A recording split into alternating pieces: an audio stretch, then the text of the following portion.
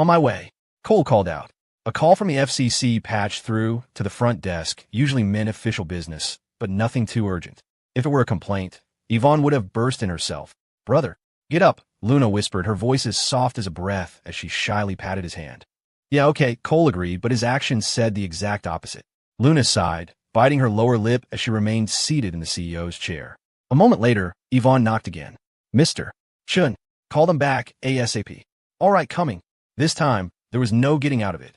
Cole reluctantly abandoned his calisthenics. It was hard to get a good workout in at the office with so many interruptions. When a company reached this size, the number of trivial matters multiplied. There were things you had to cooperate on, and when it came to the FCC, you didn't just cooperate, you did it perfectly. His precious little CFO scrambled to her feet. Today, she was wearing a long-sleeve, coffee-colored knit sweater with a long, khaki-colored pleated skirt. Underneath, she had on a pair of nude-colored leggings, but one leg was still rumpled and bunched up. It was a clear sign of a rushed dressing. After smoothing her clothes for a moment and confirming her skirt and sweater were in order, she blew him a kiss and slipped out the door, heading back to the finance department next door. 2 minutes later, Yvonne walked in, a small slip of paper in her hand. Call this number. The director at the FCC switched to a new landline. She placed a note on his desk and sniffed the air. What does that smell? Her eyes scanned the room and landed on the wastebasket, which was filled with used tissues. Her gaze froze. Yvonne, what are you doing? Cole asked, a little embarrassed that she was staring at his trash. Mr. Chen, what were you doing? Yvonne glanced from the trash can back to Cole, a knowing look in her eye. Working. What else would I be doing? You're awfully nosy, Cole said, his face a mask of nonchalance. You degenerate king, Yvonne muttered under her breath. What? Cole didn't quite hear her. Nothing. I said you should call them back quickly. She shot one last look at the wastebasket before turning to leave, her walk even more of a deliberate catwalk than usual.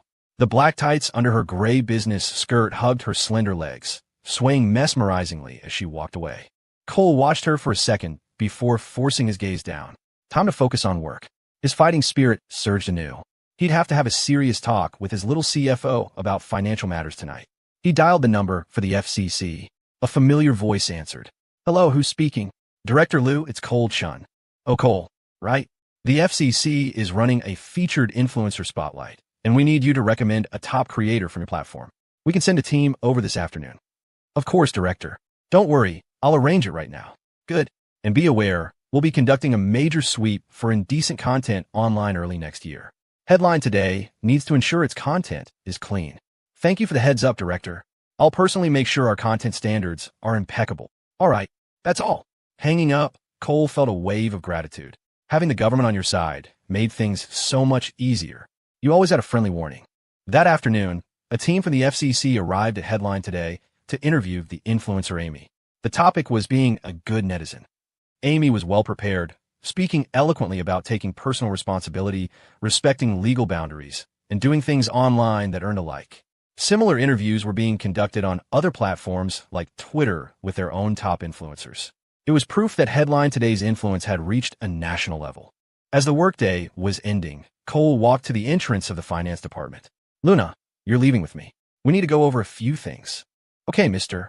Chun, Luna said, trying to keep her expression neutral, but her heart was a flutter of shyness, happiness, and a little bit of anxiety.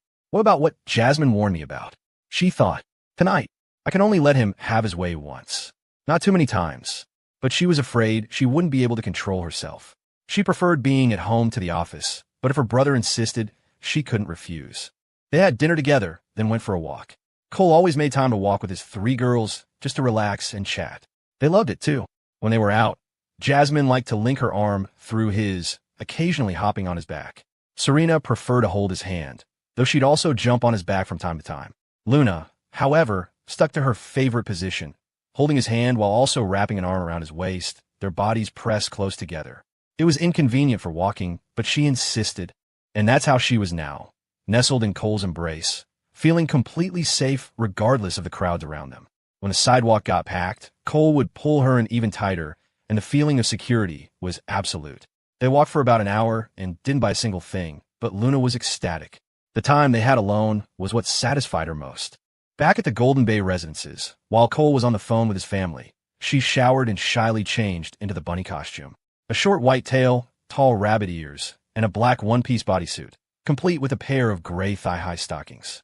Once changed, she dove under the covers, leaving only a pair of timid eyes peeking out. When Cole came back from his call, his eyes landed on her, and a fire ignited within him. Impatient, he washed up in a flash. "Luna, let's discuss our work." "Brother." From the bedroom, Luna's soft, girlish voice drifted out, a chaotic chorus of endearments. Sometimes it was "my dear brother," other times "naughty brother." Sometimes "no, brother," and other times "I love you, brother." The titles were endless. Cole responded with his own chaotic murmurs. The little CFO was the most resilient. She could stay silent for ages. But at home, it was different. She was much more relaxed, letting out sounds when she needed to. The one who had the least control over her voice was the campus beauty, Serena. Jasmine was somewhere in the middle. She could be quiet or loud, entirely at her own discretion. The next morning, Luna woke up feeling refreshed and full of energy. Last night, she had begged for his self-discipline. She leaned over and planted a loud kiss on Cole's still sleeping face. Just as she finished getting ready, her phone vibrated. She glanced at the screen and saw an unfamiliar number with a West Virginia area code. She immediately guessed it was either Brenda Raymond or her brother. After a moment's thought, she stepped out onto the balcony to answer. Better to face it head on. Not answering would just make it seem like she was afraid. "Hello. Sis, you have to save us." It was Jay, his voice choked with tears. "State your business. Don't waste my time with anything else," Luna said, her tone calm. "Sis, Mom and I are having such a hard time. Can you please help us?" Even without seeing him, Luna could picture Jay, a blubbering mess of snot and tears. She reminded him, "Get to the point. I have class soon, and I have to be at the office this afternoon. I'm busy." "Sis, we're renting now. We sold the house, sold the car. We have nothing left, sis." Jay continued his sob story. Luna's patience was wearing thin. What did selling their house and car have to do with her? They were still alive, weren't they? "If you don't get to the point, I'm hanging up." "Don't, sis. It's just, could you lend us some money? We really can't live like this anymore. We have to take the subway and the bus just to get anywhere." "I don't have any money," Luna replied flatly. "Sis, you can't just leave us to die. I know you have money. They say you're the vice president of finance at Headline Today, that you make hundreds of thousands a year." Jay grew frantic, his voice filled with a desperate hunger for a handout. "I don't have a dime. Now, I'm hanging up." Luna started to end the call. "Sis," Jay shouted. "Mom has cancer." Luna's hand froze. She remained silent. "Sis, Mom has cancer, but she didn't want to tell you. I just want to borrow some money so she can live a little more comfortably." Jay's voice cracked with a sob, sounding utterly heartbroken. "Stop," Luna snapped, her face hardening. For a second, she had been moved. But the moment he said that, she knew he was lying. Her voice turned cold. "If you told me you had cancer, I might believe you. But if you tell me she didn't want you to tell me, I wouldn't believe you if my life depended on it. And borrowing money to make her more comfortable? Do you take me for an idiot? Jay, let me tell you something. I have nothing to do with you two. It doesn't matter how much money I have. It has nothing to do with you. Did you forget what my boyfriend told you?" Jay suddenly went quiet. It sounded like the phone was being muffled, and she could hear faint whispers in the background. Luna didn't care. She continued. "So you don't have a house or a car anymore? Does that mean you can't live? Go get a job. Earn money through your own hard work. Don't expect someone else to hand you a comfortable life. Jay, you've had your fun. It's time for you to live like a normal person." After some discussion on the other end, he finally spoke again. "Sis, I was wrong. I shouldn't have lied. I can work. Sis, can you please just do me a favor? A small favor. I know you can do it if you just ask." "I can't help you." Luna refused without a second thought. It had to be an unreasonable request, and it probably involved her boyfriend. "Sis, I'm begging you. It's a really, really small favor." Jay started crying again. Before Luna could speak, he rushed on. "Just ask your brother-in-law to open a branch office here. If you ask, he'll definitely do it. Everyone says you're his most trusted confidant." "Who is everyone?" Luna asked, her face like ice. "Just some friends," Jay stammered. "And after he opens an office?" Luna asked deliberately. "Then," Jay trailed off, as if he were too embarrassed to say it. "Then you get to be the manager, right?" A smirk, an expression Luna rarely wore, touched her lips. What saddened her was that her own blood-related brother could be so delusional. Yes, sis. I know this area really well. I'd definitely be a great manager. I could bring in a lot of advertising for Headline Today," Jay vowed. "And then you take kickbacks and build a headquarters for fake referrals, right? File fraudulent expense reports?" secretly sign influencers, and play around with naive girls who want to be famous. Luna's anger flared. He was beyond saving. Sis, I really want to work hard. Don't even think about it. Go do something you're actually capable of, and don't call me again. If you do, my boyfriend will be the one to answer. Sis, all you talk about is your boyfriend. You won't even help your own brother. What kind of man is he? A wave of fury washed over Luna, and she was about to scream, "Shut up," when a hand gently patted her shoulder. Give me the phone. Cole had woken up a few moments ago. Hearing Luna's side of the conversation, he had pieced together the rest. Now was the time to intervene. Some things were best said by Luna, but other things were best handled by him. It all depended on what Luna truly wanted. He also wanted to nurture a firm and composed mindset in her. Luna immediately handed him the phone and planted a kiss on his cheek. "Sorry, brother, did I wake you?" she whispered. "It's fine. I needed to get up anyway." Cole wrapped his arm around her slim waist, then held the phone to his ear. "I told you not to contact her for 3 years. How long has it been? You don't listen, do you? Brother-in-law." Jay was too scared to speak. Cole's gaze was as calm as still water. "Don't call again. The 3 years starts over for now. After 3 years, if you want to get in touch, I won't stop you. 3 years isn't enough to pay back the suffering Luna went through, but I'm considering the 9 years you spent together and don't want to push you to a dead end. But if you get any ideas you shouldn't, don't blame me for what happens." The other end was silent. "Forget this number for the next 3 years. That's all." Cole hung up. He gave Luna's waist a gentle squeeze and asked softly, "Are you mad at me for saying that?" "No, you're my man. You can say whatever you want." Luna threw her arms around Cole's neck, kissing his face again and again. On one side was the man who loved and protected her. On the other were the people who had abandoned her. The choice was obvious. After that call, her mindset shifted subtly. Before, she had held on to some lingering affection for her biological mother and brother. After all, they had been together until she was 9. The memories were faint, but they were there. Now, she was completely disappointed. To this day, they were still trying to take from her. They even dared to scheme against her man's company. All they thought about was how to harm her and the man she loved. It was incomprehensible. "All right, let me get ready. We'll go get breakfast. Then I'll take you to school," Cole said with a smile, feeling a deep sense of relief.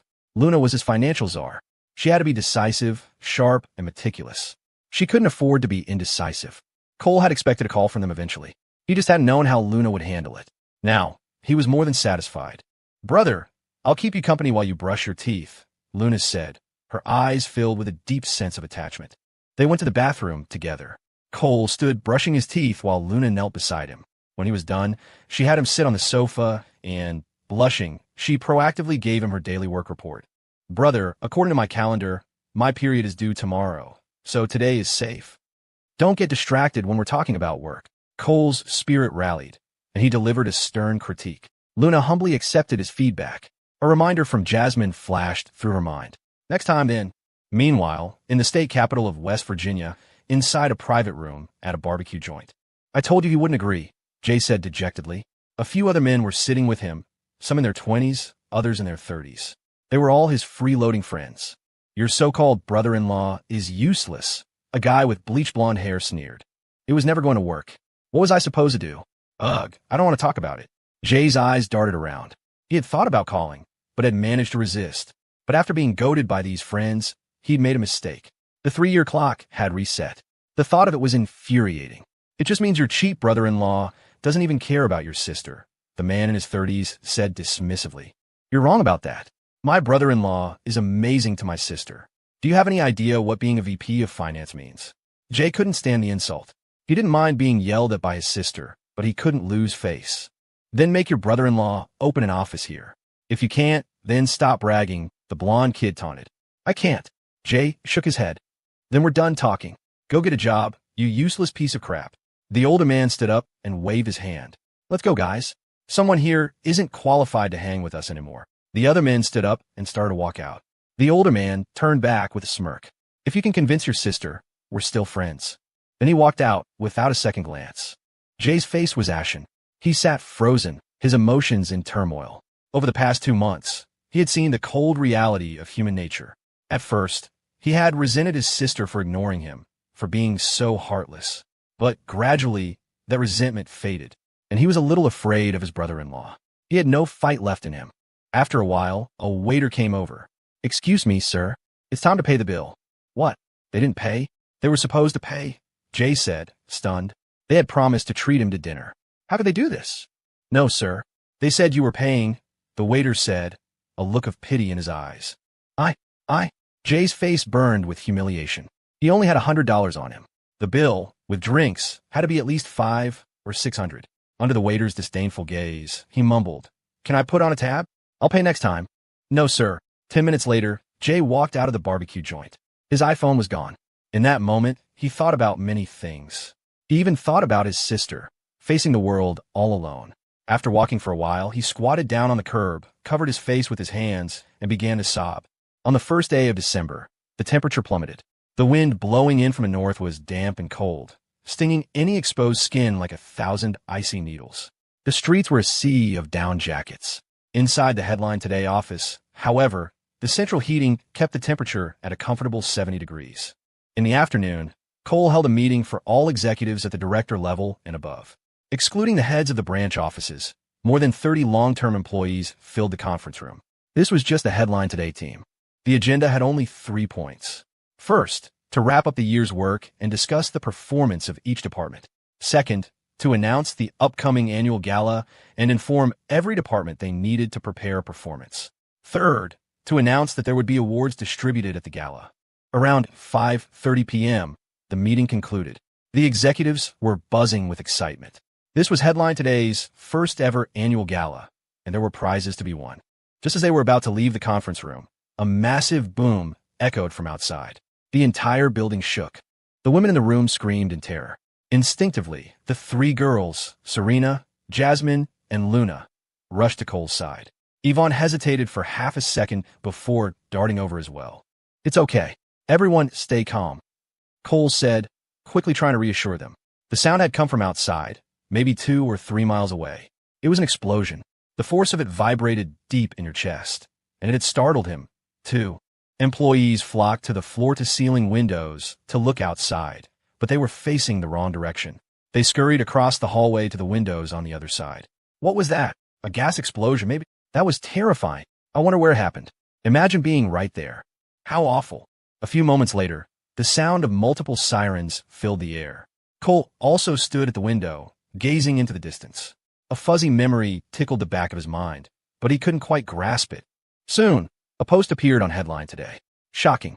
Explosion in front of the Bank of America on Harrison Street. 2 dead, multiple injured. It came with a photo. The scene was chaotic. The bank's glass facade was completely shattered. Seeing the news, Cole finally remembered. This was a major event in Rockford. It wasn't a gas leak. It was a man-made bomb. The original plan had been to rob an armored truck. The guy failed to rob the truck and ended up injuring himself in the blast.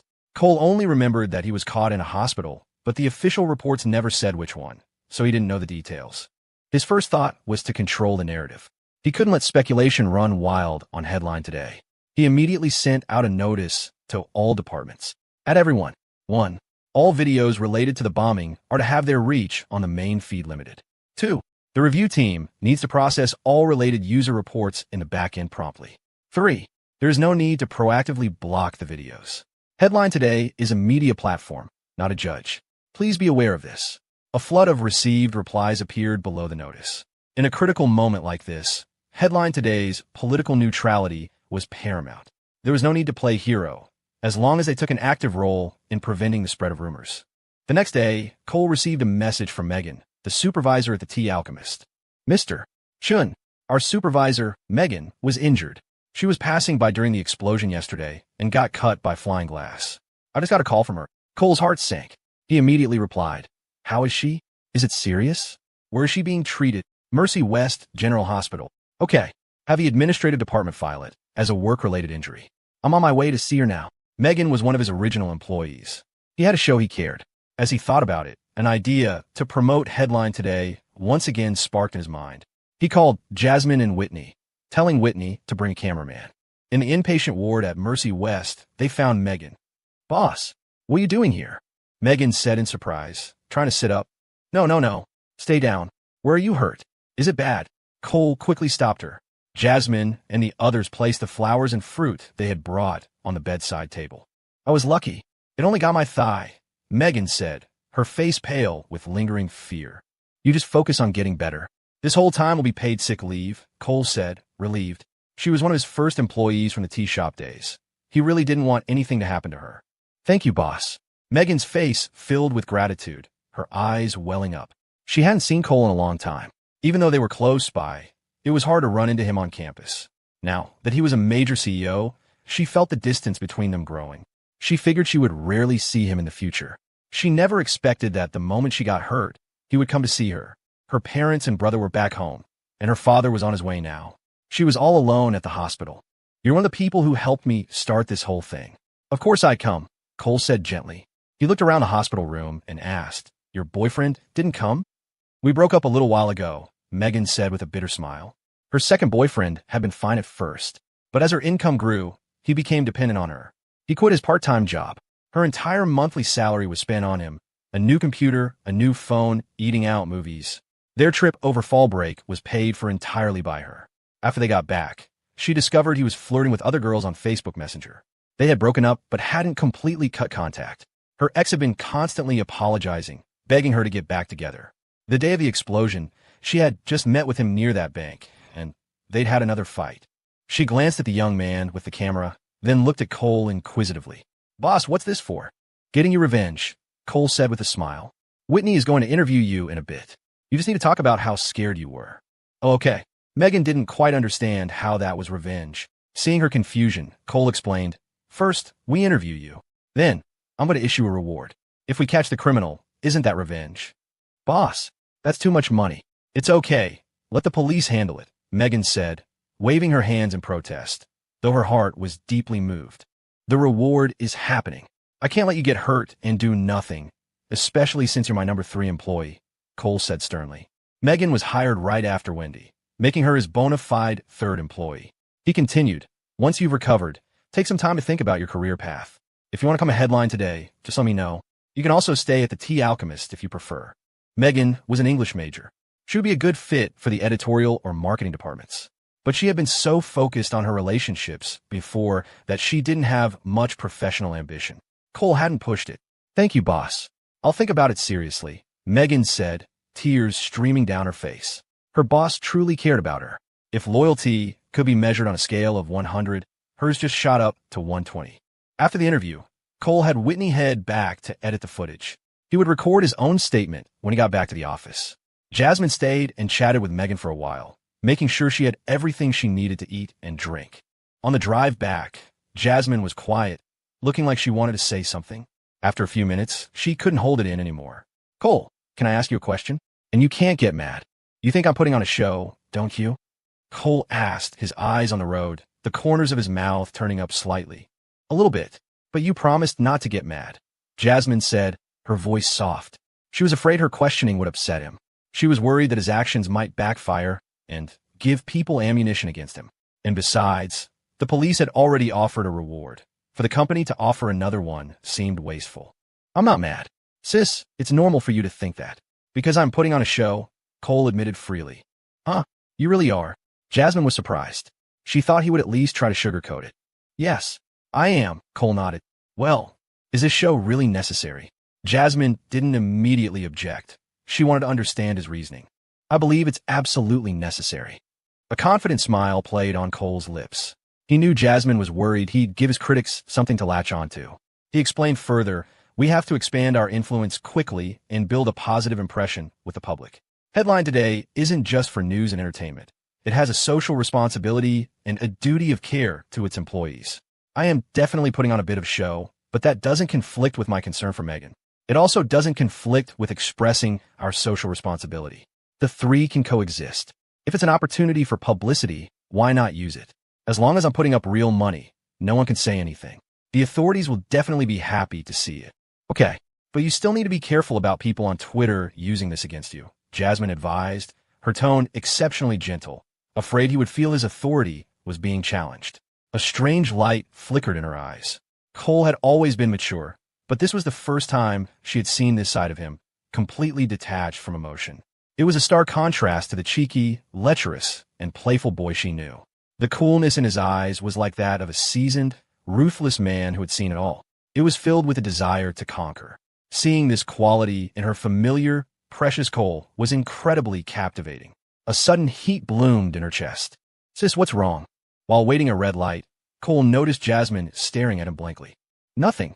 Jasmine's face flushed, and she quickly looked out the window. She had just been imagining something unspeakable. Her heart was fluttering, warm and restless. Normally, she wouldn't have such thoughts unless he was teasing her. A wave of embarrassment washed over her. Cole, focused on the notoriously unpredictable Rockford traffic, didn't pay much attention. Pedestrians and e-scooters could appear out of nowhere, and other drivers treated every gap as an invitation. He rarely took his eyes off the road when driving. He dropped Jasmine off at campus for her management class. Back at the office, Cole immediately summoned Yvonne. "Yvonne, contact the Rockford Police Department. Tell them a headline today, employee was an innocent victim in this incident, and I want to offer a $10,000 reward to help capture the suspect. Also, I want the reward to be presented with the RPD as witnesses to prove it's real." "Just call me Yvonne. Calling me Ms. Wong is so awkward. It makes me sound like some bald old man. I don't like it," Yvonne protested coquettishly. She habitually perched on the edge of his desk, one leg dangling, her thigh resting on the polished wood. Not very ladylike at all. She had closed the door when she came in, unafraid of being seen. Even if someone saw, she didn't care. Well, if those three walked in, she'd be a little scared. Scared they'd find a way to make her life difficult. A woman's jealousy was a terrifying thing. Cole ignored her posture, too tired to correct her. It wouldn't do any good anyway, and he couldn't exactly punish her. He cherished this formidable general of his. Yvonne could already handle many important matters independently, holding her own against executives from major corporations. She had saved him a lot of trouble. She was even training subordinates in her own aggressive style. The Business Development Center was no longer the scrappy street team it once was. It was now a vital department responsible for major commercial operations. So a little arrogance from his top VP was fine. In fact, Cole deliberately cultivated her assertive presence. Sitting on the CEO's desk was a minor offense. As long as she delivered, he'd be willing to have a butt-shaped indent carved into the desk just for her. However, wasting time on a name was unforgivable. Cole shot her a look. "Just go make the call. I'll call you whatever I want." "Then call me Yvonne," she said, turning her head away in a gesture of stubborn defiance. "Later. Go now." Cole gave her a light push on the waist, nudging her off the desk. "Rude." Yvonne clutched her side, her eyes filled with a mixture of indignation and grievance. She walked towards the door. The moment she turned, the corners of her lips curled into an unstoppable smile. "Oh my God, he finally touched me." Her mood soared, and her steps became lighter. The click-clack of her heels echoed on the tiled floor. The employees didn't even have to look up to know who was coming.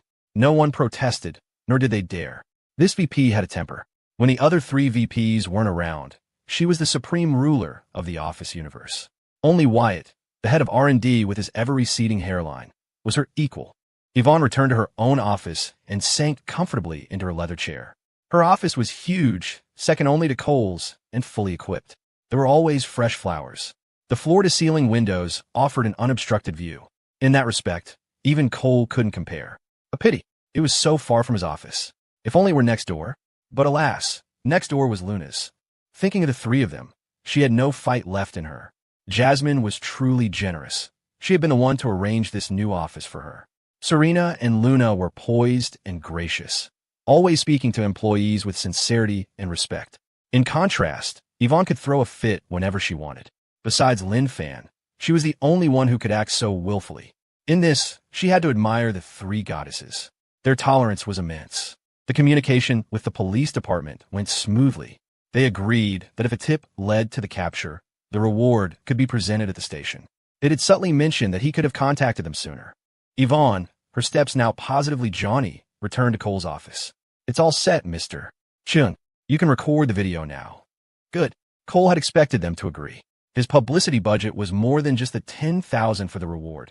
He also planned to offer condolences to the families of the two deceased bystanders and the other injured victims. You either did it right or you didn't do it at all. Using the fact that his own employee was injured as a pretext to express concern and condemn the vicious attack was a perfectly legitimate move. Half an hour later, the official Headline Today account released a video. Founder and CEO Cole Chun addressed the camera. "In the vicious attack that occurred on December 1st, an employee of our company was among the injured bystanders. I am outraged by this heinous act and deeply saddened for the innocent people who were killed and injured. I have decided to offer a $10,000 cash reward to the person whose information leads to the capture of the suspect. This reward will be presented under the witness of the Rockford Police Department and is guaranteed to be real and effective. With a push from the back-end algorithm, the video quickly went viral and was reposted by countless influencers, big and small. The official Rockford Police Department Twitter account, @RockfordPD, retweeted it. The video instantly caused a sensation online. It was proof that the reward was real. The news hit especially hard in Rockford itself. Everyone was fired up. Combined with the police's own $10,000 reward, finding the guy meant a $20,000 payday. On December 7th, the police released a photo of the suspect. They had locked down the city on the 1st, but the man still hadn't been caught. Cole wasn't worried. He knew the suspect would be caught soon. He had forgotten the specific hospital because he remembers details like that. History followed its original course. On December 16th, the suspect, a man named Keith Miller, was apprehended. The location was the Rockford Military Medical Center. The tip came from 2 nurses. According to Miller's confession, with the city on lockdown, he couldn't even check into a motel. Thinking the most dangerous place was the safest, he went to the military hospital to warm up. The most ironic part was that he had been a patient there a few months prior and had skipped out on a bill of several $1,000s. That fact became his undoing. The 2 nurses remembered him vividly and recognized him immediately. His motive was simple. He was trying to copy the plot of a gritty action movie and rob an armored truck. He was a tech school graduate who repaired air conditioners for a living and had a hobby in chemistry. He had even blown his own lip apart while making the bomb. On the day of the crime, his 2 accomplices bailed on him, so he went ahead alone. He botched the job. The armored truck was fine, but he killed 2 innocent bystanders. One was a 20-year-old girl in the prime of her life. A total of 15 people were injured. 2 were permanently disabled, and another girl's face was disfigured. Leaders from the state police and the Rockford Police Department went to the hospital to commend the 2 nurses who had reported him. Cole brought his team and went with them. In front of everyone, he presented the 2 nurses with the $10,000 reward in cash. Whitney and her camera crew recorded everything. They also filmed the police officials commending the nurses. It was all headline news, and it was exclusive. Cole also got to meet the heads of the state police and the RPD. His righteous demeanor and humble, polite attitude earned their unanimous praise. Next, Cole went to the morgue to offer condolences to the families of the deceased, donating $10,000 to each. His reasoning was, a company employee was among the injured, and he was furious. The grieving families were incredibly grateful. Cole then visited the various hospitals to see the injured, giving different donation amounts based on the severity of their injuries. The entire process was filmed. The injured were willing to cooperate. The city government was already covering their medical bills. Now, they had extra support, and the emotional trauma was slightly easier to bear. For the 2 who were disabled and the girl who was disfigured, no amount of money could immediately heal their wounds, but Cole gave each of them $5,000. The donation tour was published not only on Headline Today's official account, but also from the perspectives of bystanders.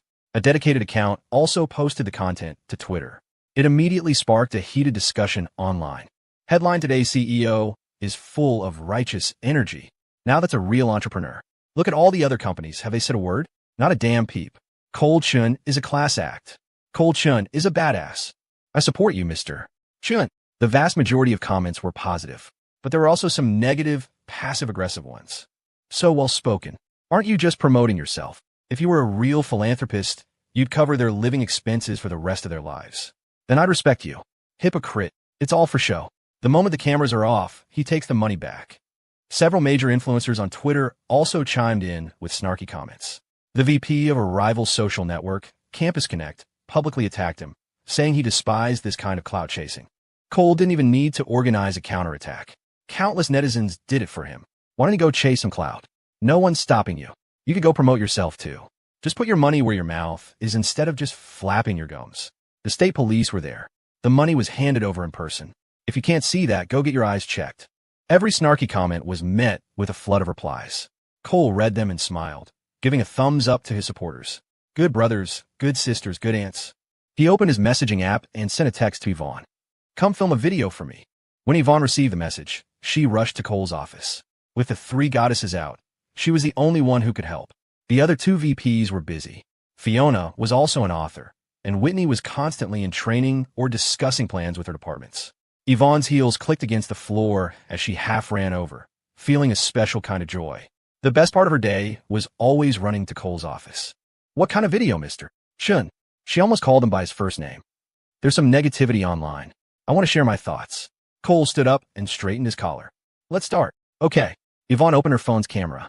Cole looked at the lens, his expression turning serious. His gaze was focused, steady, and filled with a sense of justice. Over the past 2 days, there's been a lot of talk online about headline today's visit to the injured. My intention was to condemn this vicious attack and express my condolences to the innocent victims. As a student at Eastwood, as a business in Rockford, I believe I have the right to do so.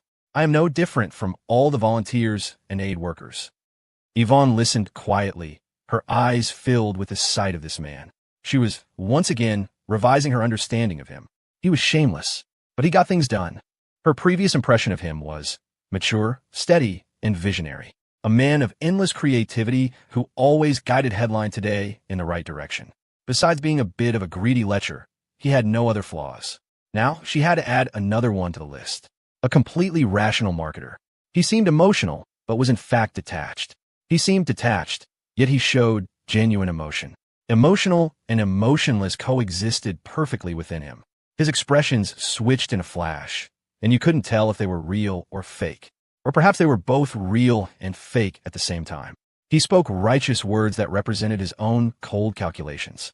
His overall behavior was shameless, but the money he gave was not an act. Yvonne watched, mesmerized. If before she had merely admired him more and more, at this moment, she felt a sense of being completely dominated. Cole wasn't even 20 yet, but his composure and mindset were something many men in their 30s lacked. Those young eyes were as deep as an ancient well, as if they were about to swallow her whole. He didn't need to swallow. She had already fallen in. All she wanted was to obey his every command. "Yvonne, what are you doing?" "I've said that's a wrap 3 times. Cole frowned, looking annoyed. Had his top VP gone into a trance? She had been holding up the phone for ages without moving. "Huh? Oh, we're done." Yvonne snapped out of it, fumbling to stop the recording. Her face felt a little hot, but her light makeup hid the blush. "Posted from my personal account," Cole said, shedding the righteous Avenger expression. He sat back in his chair and let out a light breath. "Oh, okay." Yvonne's heart was pounding. She left without another word. Instead of going back to her office, she hurried to the restroom. Cole's statement kicked up another small storm online. Countless supporters flocked to his account to leave comments. His account only had 2 posts, but his follower count had somehow reached over 3 million. 90% of them were women, spanning all age groups, from 18-year-old students to 50-year-old mothers. Only Vaughn, the account's administrator, knew the true extent of Cole's popularity. That night, Yvonne couldn't fall asleep until very late. She was deep in a dream when she felt a tapping on her arm. She startled awake. The dorm room light was on. Her roommate was standing by her bed, complaining, "Yvonne, you seriously need to get a boyfriend." "What?" Yvonne was still groggy. "What? Look at yourself." Her roommate gestured disdainfully with her chin. Yvonne tilted her head up to look. Good heavens. No wonder her sleeping position felt so strange. She was mortified, silently blaming Cole for it all. On the surface, she feigned composure. "I was just having a dream. I dreamed I was riding a bike backwards, went up a cliff, and then flew off. It was terrifying. Whatever helps you sleep at night." "I don't care," her roommate said, shaking her head as she returned to her own bed. "I'm just going to the bathroom. I'll turn off the light in a minute." Yvonne threw off the covers and got out of bed, incredibly grateful that there were only the 2 of them in the dorm now. The others had all left for internships. Otherwise, this would have been a major embarrassment. "Yeah, go on. I know you need to," her roommate said, ruthlessly calling her out. Just as Yvonne stepped into the bathroom, she heard her roommate's voice again. "Seriously, find a man. This isn't healthy." Yvonne's foot slipped, and she nearly fell. She wanted to. She dreamed about it. But the man of her dreams wasn't interested. He never even drank. There wasn't a single opportunity. If she didn't know the truth, people would think Cole was some kind of celibate monk. The warm water soothed her nerves. The moment she closed her eyes, the dream returned. The man was gentle yet cold, like a king, ruthlessly commanding her to obey. His deep, dark eyes made her soul tremble. The next morning, Cole called another meeting. All VPs were to attend, including the one from Slice Video. More people made it livelier. He also invited the invisible director Spencer had sent over. Since it concerned operating costs, Spencer's representative ought to know. The director was a woman in her late 20s who had initially tried to assert some authority. Slice Video was soaring, with profits exploding. Naturally, she had ambitions. The CEO, Jenna, was soft-spoken, but she was backed by Cole. After a few failed attempts to test the waters, Cole had told the director plainly, either be an invisible set of eyes or leave. She had behaved herself since. The pay was better here, and there was no pressure. The meeting's topic, discussing the annual gala awards for everyone below the VP level. As for the VPs, Cole had already decided on their bonuses. After an hour of discussion, they unanimously agreed to give cash. It had more impact. They also finalized the prizes for the raffle. This was headlined today's first gala, and it was a joint event with Slice Video, so Cole was taking the lead. In the future, it would be handled by HR and the events department. He would only need to see the results, sign off, give a speech, and hand out awards. After the meeting, the three girls didn't leave. They followed Cole into his office and sat down on the sofa. Sis, do I really have to? Can't we just have each department do a performance? Cole asked with an awkward laugh. The only dancing he knew was the kind you did to get a crowd hyped up. It's necessary. This is our first annual gala. It's a landmark event. We need to create a historical moment for Headline Today and Slice Video, Jasmine said, her expression serious. Yeah, Cole, you have to dance too. With us. Serena chimed in, her voice sweet. That's right, brother. We all agree you have to participate. You can't just be a spectator, Luna added with a firm nod. When the door was closed, the three of them called him whatever they wanted. When others were present, it was always Mr. Chun. Even the strict Jasmine had tacitly approved of this. I don't know how to do any real dances, Cole said, looking troubled. You mean you only know how to do improper ones? Where did you learn that? Jasmine narrowed her beautiful eyes. No, sis, that's not what I mean. I mean, when I dance, it's just a mess. It doesn't look good, Cole said, his heart skipping a beat as he rushed to explain. He made a firm decision. He absolutely could not start shaking his ass like he used to in his past life. You can learn. We picked a routine that isn't difficult, Jasmine said, her eyes softening. She had thought for a second he had been going to some seedy places. Sis, can I ask what the performance is? Cole's curiosity was piqued. Troublemaker, from this year. I'll be doing the choreography, Jasmine said with a confident smile. She was very sure of her choreographing abilities. By removing some of the overly sexual moves, she could turn it into a fantastic number. It was perfect for her and Cole. She had even designed a few special moves just for the two of them. Huh, that one? I don't think I've ever heard of it. Can I really do it? Cole feigned surprise. He had seen the music video for Troublemaker countless times. It could be a duet or a group dance. Of course. You're just a partner. There aren't many moves for you, Jasmine said with a nod. Come on, Cole, dance with us. As executives, we should participate, Serena said, her eyes full of expectation. Yeah, brother. If you get on stage, the employees will be so surprised, Luna added with a gentle smile. Well, okay, I'll try. If I'm terrible, you can't laugh at me, Cole said, reluctantly agreeing. It wasn't that he was afraid to go on stage.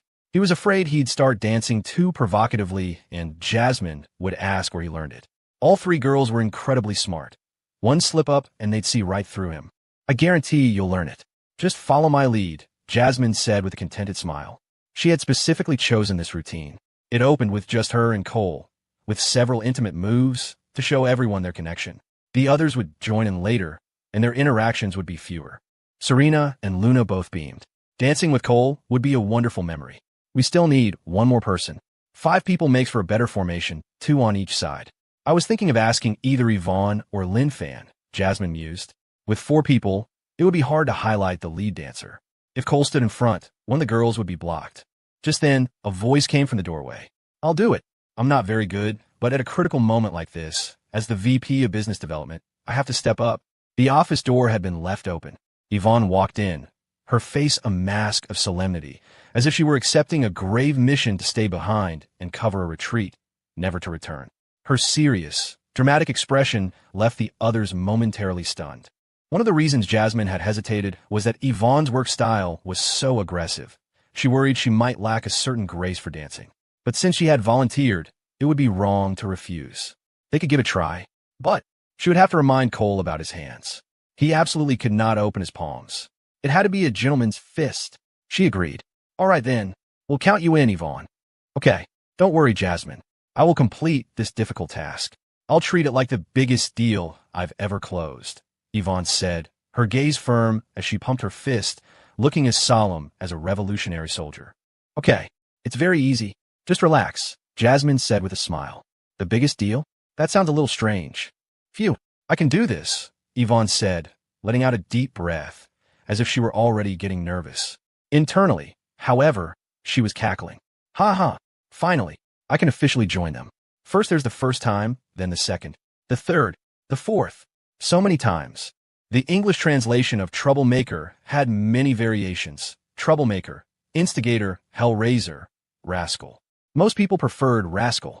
Cole liked it too. To show he was cooperating with Jasmine, he said enthusiastically, Sis, should we practice for a bit every afternoon? What afternoon? Are you not going to work?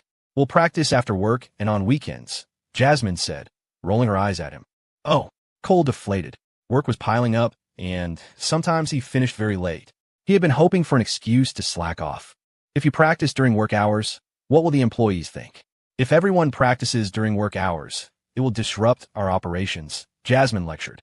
The gala performance is just the icing on the cake. Even if the show isn't great, as long as the bonuses are good, everyone will be happy. How good the performance is doesn't matter. What matters is that the company is thriving. So we can't be the ones to set a bad example. Cole, you don't have many moves. You don't need to practice every day. It'll be easy to learn. Jasmine knew he understood all this, but she was afraid that his newfound status might make him complacent. So she decided to be the one to play the bad cop. As the company's founder, it was necessary for him to liven up the atmosphere at the gala. It would help the employees relax. If he danced well, they would admire him even more. If he danced poorly, they would have a good laugh. Either way, he had to dance. This was, in effect, part of his job, but they couldn't rehearse during work hours. Huh, sis, I was just thinking out loud. I'll listen to you. We'll practice after work. Cole laughed awkwardly, but inwardly he was quite pleased. If every executive had this kind of awareness, the company would be fine.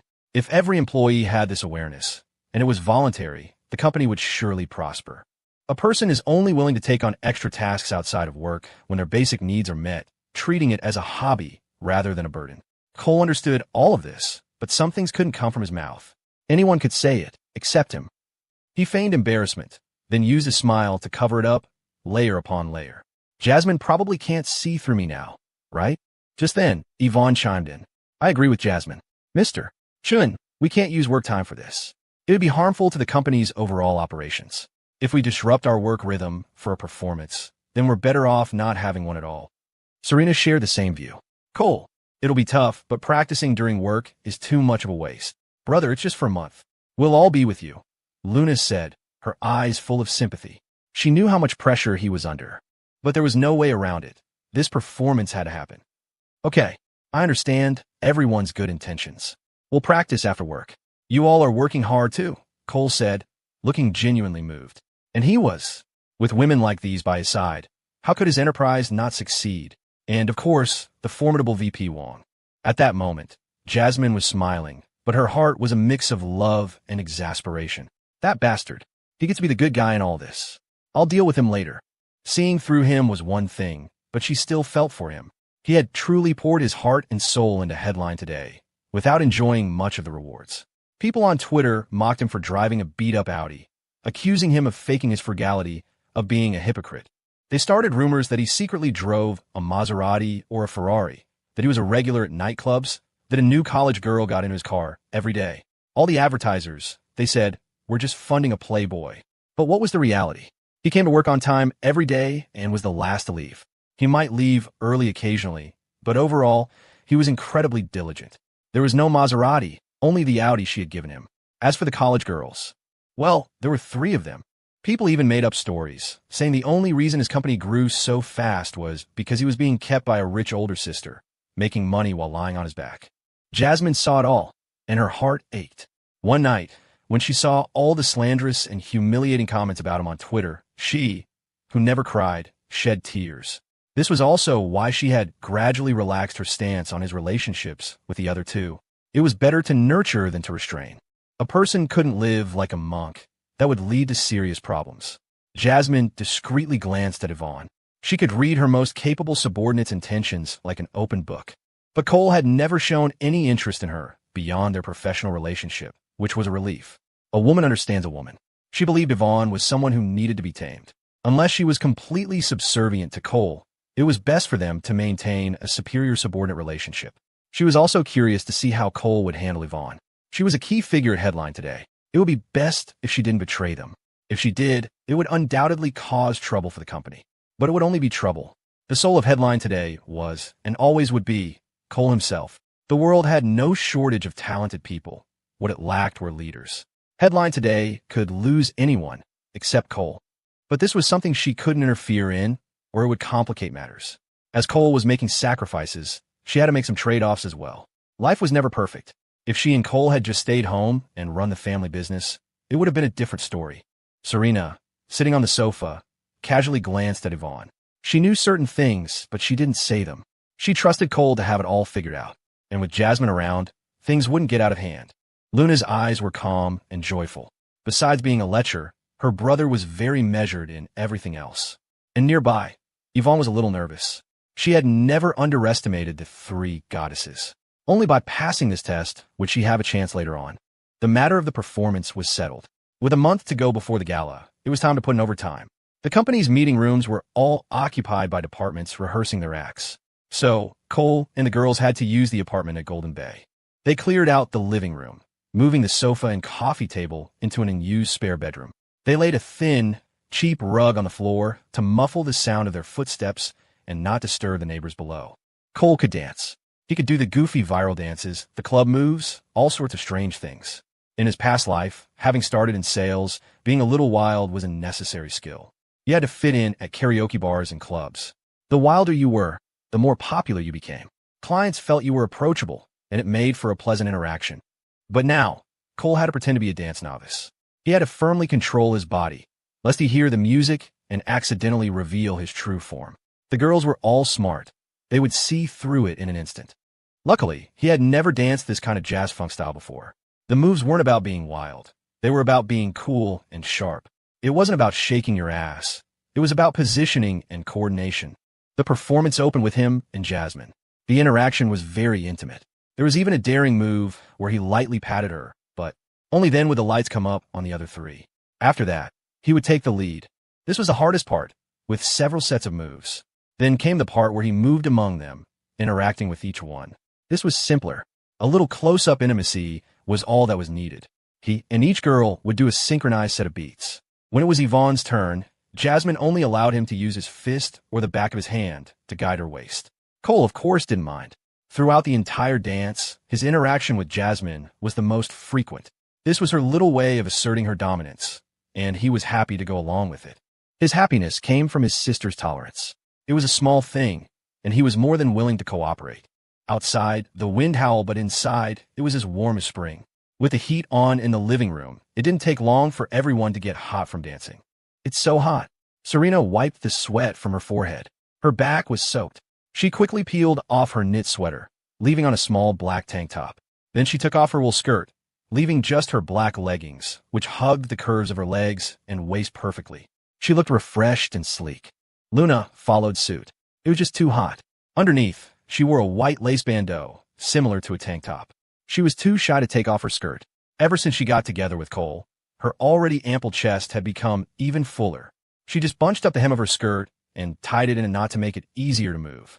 Jasmine had intended to bear it, but when she saw the other two stripped down, she didn't hesitate. Off came her black V-neck knit sweater, revealing a black bandeau top. Essentially a sports bra, perfect for dancing so nothing moved around. She also took off her striped wool skirt, leaving on her own pair of black leggings. When Jasmine took off her layers, the other three girls looked on in envy. Hers was the perfect female form. Not announced too much, not announced too little. Seeing the three goddesses stripped down, Yvonne, who was also dying of heat, hesitated. She wanted to take off her dress, but underneath she only had on a regular, non-underwire bra. If it were just Cole, she would have dared. But not now. She had to grit her teeth and endure. She should have worn a tank top underneath. Cole, resting on the sofa, pretended to be examining the chandelier. He wanted to look, but didn't dare look too much. And even if he did, his expression couldn't change. Jasmine would get jealous. Some things they all knew, but couldn't be brought out into the open. But there was a solution. He just had to look at Jasmine more. He had to satisfy his sister's little bit of pride. The three girls looked particularly like domineering female CEOs when they were trying to be cool. And very sexy. Yvonne, constantly wiping away sweat, seemed a little less imposing. She was also a bit flustered. Whenever Cole got close to her, she felt like she was losing control, but she had to rein it in, which made her movements less free. Under the evening lights, the scene was intoxicating. Four alluring bodies swayed to the rhythm. Serena, Luna, and Yvonne were still learning, their movements not yet fluid. But Jasmine was a walking temptation. Cole couldn't take it. He immediately became arrogant.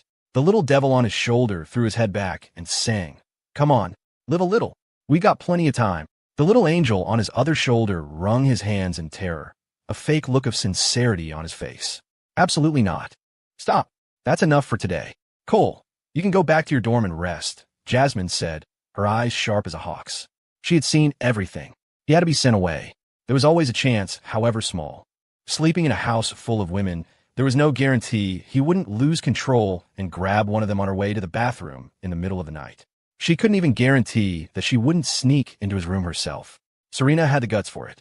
And on top of that, there was Yvonne. Yvonne would definitely be sleeping in a separate room. That was too dangerous. Cole had to go back to his dorm, no matter how late. She was certain that if he asked, not a single one of them would refuse. Jasmine had to be firm. She could not allow any chaos to break out. "Okay, sis. I'll head back to the dorm then," Cole said, obediently getting up. He really couldn't sleep here. The current balance was perfect. He didn't want to break it. Serena and Luna looked disappointed, their enthusiasm for practice instantly gone.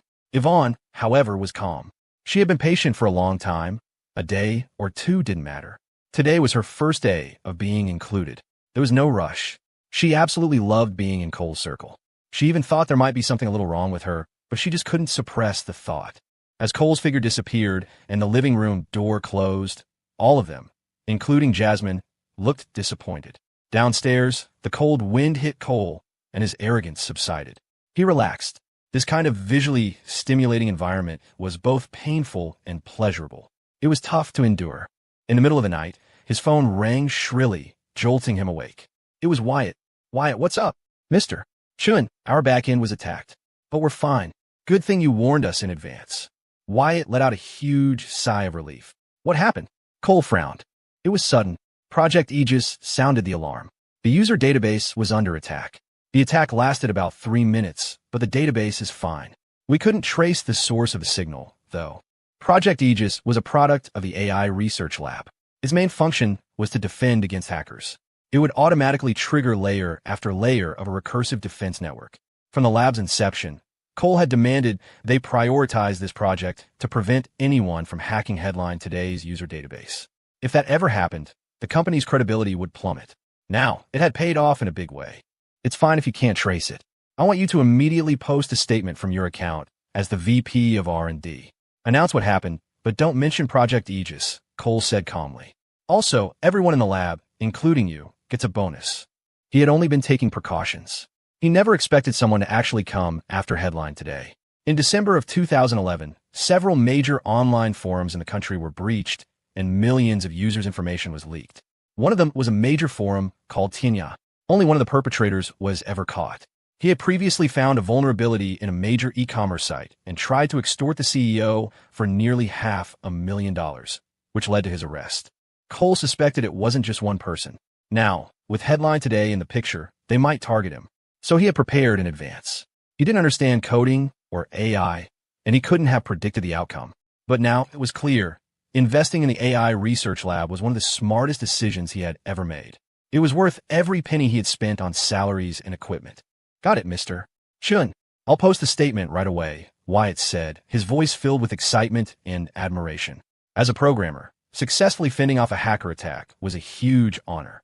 By the time Cole got back to his dorm and showered, he saw the announcement, or rather, the declaration of war, that Wyatt had posted. All Headline Today executives used their real names. His profile listed his title, Vice President of Research and Development, Headline Today. At 2:40 a.m. today, the Headline Today backend was subjected to a hacker attack. The attack lasted for over 3 minutes, and the perpetrators retreated in vain. As the head of Headline Today's R&D Center, I solemnly declare, please keep trying. Help us test our defense systems. We let you get away this time, but sooner or later, we will catch you. The statement was posted not only on Headline Today, but also on Twitter. The culprit would definitely see it. By morning, it had caused a sensation online. The gawking netizens, of course, cheer them on. But some industry insiders expressed their disdain. They left sarcastic comments on Wyatt's Twitter feed. Just looking for attention. They probably faked it themselves. Patting yourself on the back. Real classy. Looks like Headline Today has run out of ideas. They're even stooping to this for publicity. Small-time company, big-time publicity stunts. I get it. All sorts of passive-aggressive remarks. The CEO of Tenegrade, a major search engine company, personally posted on Twitter, seizing the opportunity for some free advertising. Tenegrade users can rest assured. We employ the most sophisticated data protection measures and the most rigorous security monitoring systems. The CEO of a major cybersecurity firm, 360 Security, also chimed in. 360 Security Group has always made the cybersecurity of our nation, cities, industries, and enterprises our mission. Use 360 and you will be absolutely secure. At Colchin_HT, we welcome a partnership. With Headline Today remaining silent, many netizens started to believe the cynical comments. Everyone at the company was furious and wanted to refute the claims, but Cole held them back. The truth would come out in due time. Days were for work, evenings, and weekend for dance practice. A tantalizing feast for the eyes and a bitter trial of endurance. Just when he felt he couldn't take it anymore, on the afternoon of the 20th, there was a knock on his office door. Jasmine poked her head in. Cole, let's go buy some groceries in a bit. We'll cook dinner tonight. Home-cooked food is more comfortable. Okay, sis. Cole answered while quickly tidying up his desk. The brother and sister left work early and drove to the grocery store near their apartment complex. Jasmine linked her arm through his, her mood cheerful.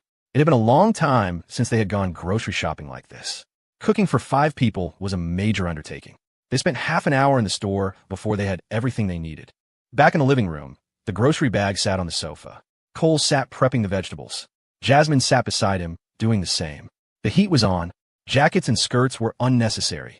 Leggings were enough. Cole, the rice isn't even cooked yet.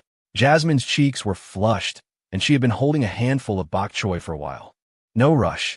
It's still early, Cole said unhurriedly. It's not early. The others will be here soon. Fine. They really started prepping the vegetables. The kitchen had no heating and was much colder. Jasmine had to put her coat back on. She carefully placed the fish in the steamer. Her hand trembled, and the plate nearly fell. Jasmine steadied herself against the stove and looked back at him helplessly, pleading, Cole, can we finish cooking first? No. The others will be here soon. Cole shot back, repeating the exact words she had just said to him. Cole, you monster. If the fish steams for too long, it won't be good. Jasmine cried out randomly. It's fine, as long as it's cooked. Cole was full of arrogance and couldn't be bothered. This put Jasmine in a terrible bind. She struggled to get the fish out of the steamer. Then she started stir-frying the other dishes. Who cooks bent over like this? It was exhausting. Luckily, there were no dishes that required deep frying, or she would have had nowhere to hide from the splattering oil. There was just the steamed sea base and a few vegetable dishes. Jasmine bit her lip and persevered. She had no choice. She had done this specifically to console him today. Otherwise, she was afraid he would go crazy. Just as she was starting the third dish, there was a knock on the front door. They both froze. Go open the door, Jasmine said, pushing him away. She splashed some cold water from the tap on her face to cool down. Cole quickly tidied himself up and went to open the door. Serena, Luna, and Yvonne had all arrived. And so had Lin Fan. What is that little brat doing here? Lin ignored Cole completely and marched straight into the living room. She was here to watch the rehearsal and snag a free meal. Wow, it smells so good. I'm starving, Serena said, sniffing the air. Luna gave Cole a sweet smile and then ran into the kitchen. Jasmine, you've worked so hard. Is there anything left to cook? I can do it. Sure.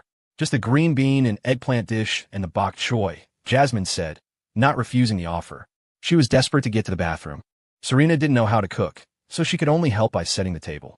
Lin was even more useless and could only wait to eat. Yvonne, meanwhile, stood in the living room and gave Cole a report on the past 2 days' work.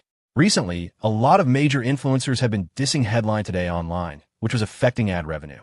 Several brands are hesitating. I don't think they're actually hesitant. I think they're trying to squeeze us. Yes, you're probably right. It's fine. In a couple of days, they'll change their minds, Cole said from the sofa, full of confidence. He continued, we now have targeted content delivery on Headline Today. Advertising with us is a great deal. They all know that. Mr. Chun, shouldn't we respond on Twitter? Yvonne couldn't help but ask. Letting those dogs bark was seriously damaging their reputation. As she spoke, she glanced at Cole and immediately noticed something strange. She thought to herself, he's definitely been up to no good again, that degenerate king. She heard Cole say calmly, no need. Something will happen soon enough that will respond for us. His heart was still restless, but it was better than a few days ago. After dinner and a short rest, the grueling rehearsal began again. Yvonne noticed something strange. Jasmine was sweating profusely but hadn't taken off her skirt, even though she was wearing leggings underneath. Jasmine was miserable. How could she dare take it off? There was a hole in these leggings. She had to keep her wool dress on while she danced. She was too embarrassed to go change, or else the others would wonder, why does she suddenly need to change? They rehearsed until after 10. Cole, looking pitiful, braved the cold wind and went back to his dorm. Lynn stayed over to sleep with Yvonne. The next day, major news broke online. CSDN, a famous IT community, had been hacked, and the data of over 6 million users had been stolen. Then, 40 million user records from the Tianya community were stolen, with hackers even publishing the plaintext passwords. Another social media site also reported a leak, though the company claimed it was an inside job. Twitter, various e-commerce sites like Amazon and eBay, and other social networks all issued denials. On December 28th, the FCC released a notice regarding the recent information leaks on several internet websites. On the 30th, the Internet Association held a Website Information Protection Symposium. This was a private association composed of dozens of internet companies. They invited representatives from various organizations, but they conspicuously did not invite Headline Today. Cole didn't care. Those who walk different paths cannot make plans together. Headline Today's model was destined to be a lonely one. The good news was netizens were wildly cheering for Headline Today. Registrations and downloads soared once again. Headline Today had announced it was hacked days ago and had come out unscathed, yet it had been mocked by so many of its peers. Now, they all had egg on their faces. Some major Twitter influencers had already deleted their posts. Cole seized the opportunity and posted on Twitter, to all Headline Today and Slice video users, please rest assured. Our R&D center has its own defense system. All user data is safe. I would let the color of my underwear be leaked before I let our users' privacy get out. In her office, Yvonne saw the post and pursed her lips. That Cole Chun is so shameless. But she liked it. This bold tweet received widespread attention. Countless netizens flooded the comments section, teasing him about the color of his underwear. At the same time, in Washington, D.C., in a certain government office, Serena's powerful uncle frowned as he looked at the file in his hands. It was a report from the state police in Rockford. It praised Cole Chun of Headline Today for his social conscience, strong sense of responsibility, and his voluntary funding to assist in the capture of a criminal. It mentioned his visits to innocent injured citizens, his donations, and the positive role he played in stabilizing the community. This report had been submitted along with the main case file. The incident in Rockford had attracted the attention of higher authorities. The story was going to be summarized and broadcast on the news, which meant the department would have to praise Cole Chun of Headline Today as well. Serena's uncle smacked his lips. There was nothing he could do. Public and private matters had to be kept separate. If praise was due, it had to be given. This was exemplary leadership, and it had to be promoted. That was the message from the lower-level agency. He pinched his nose and wrote a few lines, affirming the work of the state and city police departments and praising Cole Chun's good deeds. When this news was released, Headline Today and Cole Chun shot up the trending charts. Immediately after, the FCC issued another notice, hoping that all major internet companies would work together to create a safe and stable internet environment and protect user privacy. It specifically praised Headline Today for setting an example in user data protection. Overnight, Headline Today and Cole Chun became the #1 trending topic. Many netizens who usually only paid attention to celebrities shifted their focus. Even the entertainment industry, which usually dominated the trending charts, finally took notice of Cole Chun, because their paid-for trending spots had been pushed aside. During this period, Twitter's trending topics were the domain of the entertainment industry. It was rare for a company to make the list unless there was a major scandal. The entertainment world had paid little attention to this new internet star. It wasn't that they didn't follow business celebrities, but their focus was usually on the ultra-rich who had money to burn.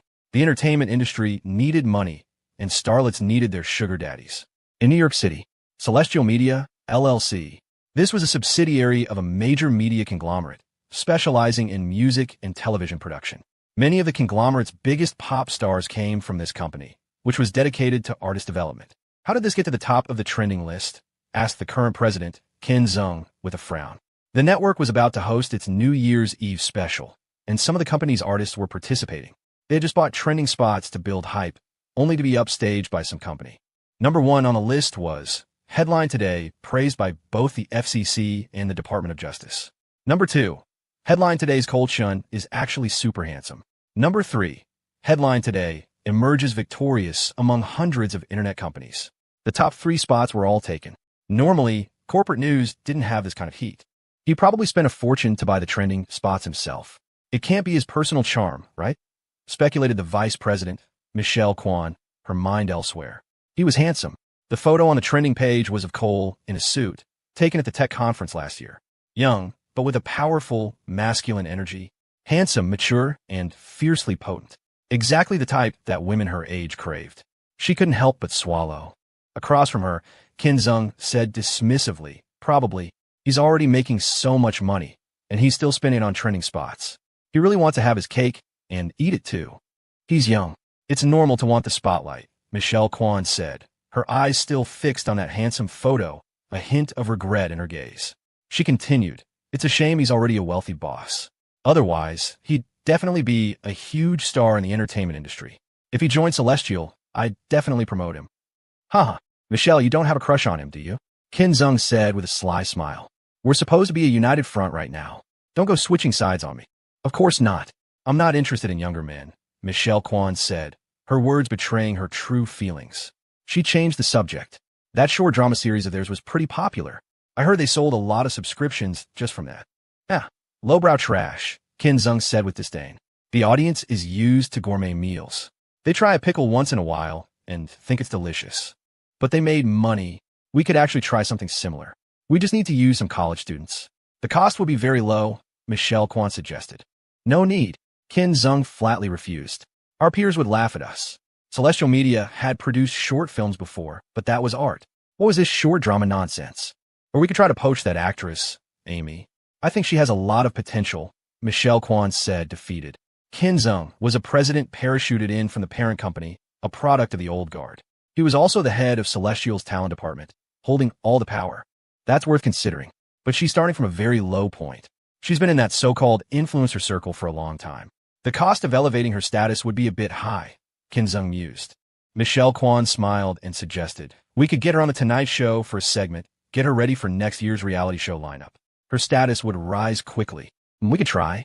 Give her a chance, Ken Zung nodded. I'll contact her. I don't think it'll be a problem, Michelle Kwan said confidently. So many people were dying to get into Celestial. Poaching this Amy should be a piece of cake. Soon, a subordinate sent her Amy's contact information. She dialed the number immediately. A minute later, she hung up, her face grim. She refused. Not surprising, Ken Zung scoffed. Headline Today has risen so quickly. It's impossible that they don't have someone powerful backing them. The backers probably won't allow it, so that Amy doesn't dare to jump ship. Seeing his VP get rejected, he felt a strange sense of satisfaction. That's possible. Who do you think is backing Headline Today? Being rejected by someone who wasn't even a real actress. Michelle Kwan's expression didn't recover for a long time. Probably the 2 shareholders of Slice Video. Ken Zung pieced it together in his mind. Don't let the fact that they each only own 20% of Slice fool you. They might have a controlling interest in Headline Today through other agreements. A young man with no reputation suddenly appears out of nowhere. Was that possible? It was too unreasonable. It was only natural that he had backers.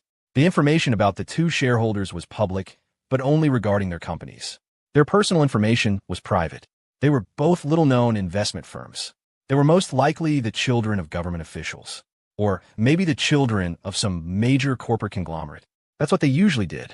For example, the famous second-generation heir, the son of a real estate tycoon, had made some small investments. This year, he even announced he was entering the esports industry, with his father giving him $100 million in support. But that $100 million was really just the dividends he was owed from the family business, as he was also a director on the board and held shares. Otherwise, he couldn't have pulled out $100 million from a personal account. If it was just a rich kid, Ken Zung wasn't afraid of the business competition. Celestial's parent company was a media giant, which came from a major television network. Their background was also very strong. They usually wouldn't tear each other down. They might even know each other. That must be it, Michelle Kwan agreed. At Eastwood Tech, School of the Arts, Amy was scrolling through fan comments, picking some to reply to. She didn't give the phone call a second thought. Becoming an artist at a famous company had once been her dream.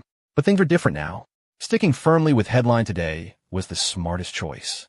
There were so many art students, music students, acting students. Could those entertainment companies really accommodate them all? Except for a very few with exceptional talent. The rest all became wage slaves. Who knows how many were tricked into sleeping their way up. She felt she was one of the lucky ones. She was glad she had persevered. Her current income was something she could never have imagined before. And as for those stars with high salaries and appearance fees, it was only the established ones. Newcomers were just on a monthly salary. Amy had heard from some upperclassmen that you also had to go out and drink with clients. As a result, many had given up on their original dreams. Some of her classmates had also started accounts on Headline Today. Some became popular, some didn't. But she had been consistently popular. Headline Today's support for her had never wavered. And her profile description had already been changed to signed actress, Headline Today, head of Amy Studios. The back end had changed it for her.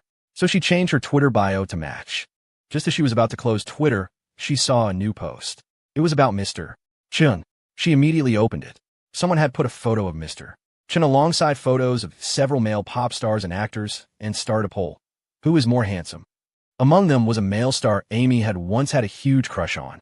She moved her mouse over the options and, without hesitation, cast her vote for Mr. Chun. She even boldly left a comment. If you're going to be a fan of Mr. Chun. If you're looking for a husband, find one like Mr. Chun. She had already given up on the idea of joining Mr. Chun's big family. Instead, she felt liberated. Mr. Chun wouldn't mind a little joke. After putting away her laptop, she started practicing her song for the annual gala. For a few days, Chun became inexplicably famous. A handful of photos from a national tech summit had gone viral, spreading like wildfire. He found himself being unwillingly compared to various celebrities, a situation he found both hilarious and exasperating. He had become a star without ever wanting to be one. On second thought, he decided it wasn't necessarily a bad thing. His public persona was already one of impulsive energy and bold confidence. He might as well lean into it and let the narrative run its course. It was free advertising for Headline Today. A knock came at his door, and Yvonne walked in. The door was already ajar. With the girls not around, Cole couldn't be bothered to close it. Mr. Chun, a few male celebrities are throwing shade at you online. Should we respond? Yvonne handed him a few printed out A4 pages. She didn't have to look for this stuff herself. Her team compiled and delivered it to her. She used to be a fan of one of the men on the list. Now she loathed him. Cole glanced at the pages. The first one was from an actor famous for his roles in historical dramas. No need. Let them say what they want. Cole had no interest in engaging. A response would only give them more exposure. Okay, but it's no big deal. A lot of people are supporting you. Yvonne then handed him another file. Here are the latest stats for Glow Up and Oracle QA. Take a look when you have a minute. Got it. Also, does the marketing department need to prepare your speech for the annual meeting? It's fine. I'll do it myself. Is something on your mind, Mr. Chun? Yvonne noticed that he seemed a bit distracted. Not at all, Cole denied, though he was indeed preoccupied. He was thinking about the upcoming holiday break. He would have to face Jasmine's parents, Mr. and Mrs. Young, and there was no telling how things would go when Jasmine herself got home. His grand ambition of having 3 partners was about to face its first major battle. Do you want to give you a head massage? Yvonne asked with concern. I'm fine. I don't have a headache or anything. Feeling great, Cole said, his eyes still on the data reports. Fine, don't get one then. I'm leaving. Yvonne huffed and turned to walk away. Come back, Cole called after his vice president. You can start promoting the annual meeting. It's not just a company party. It's a marketing event. Got it, Yvonne replied, then sashayed out of the room to make the arrangements. Ever since she started rehearsing for their performance, she had learned the essence of a good hip sway from Jasmine. It only deepened her admiration for the woman. Jasmine's sway was the real deal, as fluid and graceful as a willow branch, utterly devoid of tackiness. It was an almost imperceptible movement that still conveyed exceptional poise. No wonder it had Cole completely mesmerized. Yvonne had started imitating it, and she had to admit, a glance in the mirror confirmed it added a level of sophistication. As she reached the doorway, she glanced back, hoping to see a look of admiration in Cole's eyes. Instead, he was completely engrossed in the files. Infuriating. A few days later, on January 5th, 2012, the day of the Headline Today annual meeting arrived. The temperature had dropped to freezing. A miserable mix of rain and snow had fallen a couple of days prior, leaving the air damp and bitingly cold. You had to be bundled up to even step outside. Cole arrived early at the Rockford Convention Center. It was the only venue in the city large enough to accommodate the 700 or 800 people attending. The rental fee was steep, but the place was high-end, grand, and classy. The seating could be raised into a tiered slope, ensuring that the front rows didn't obstruct the view for those in the back. Staff in the regional offices had arrived the day before and were now filing into the hall. In addition to employees from Slice Video, Glow Up, and Oracle QA, Cole had also invited a dozen influencers, as well as 8 or 9 university administrators and a few officials from the FCC. Cole stood at the entrance to greet them, a sign of respect.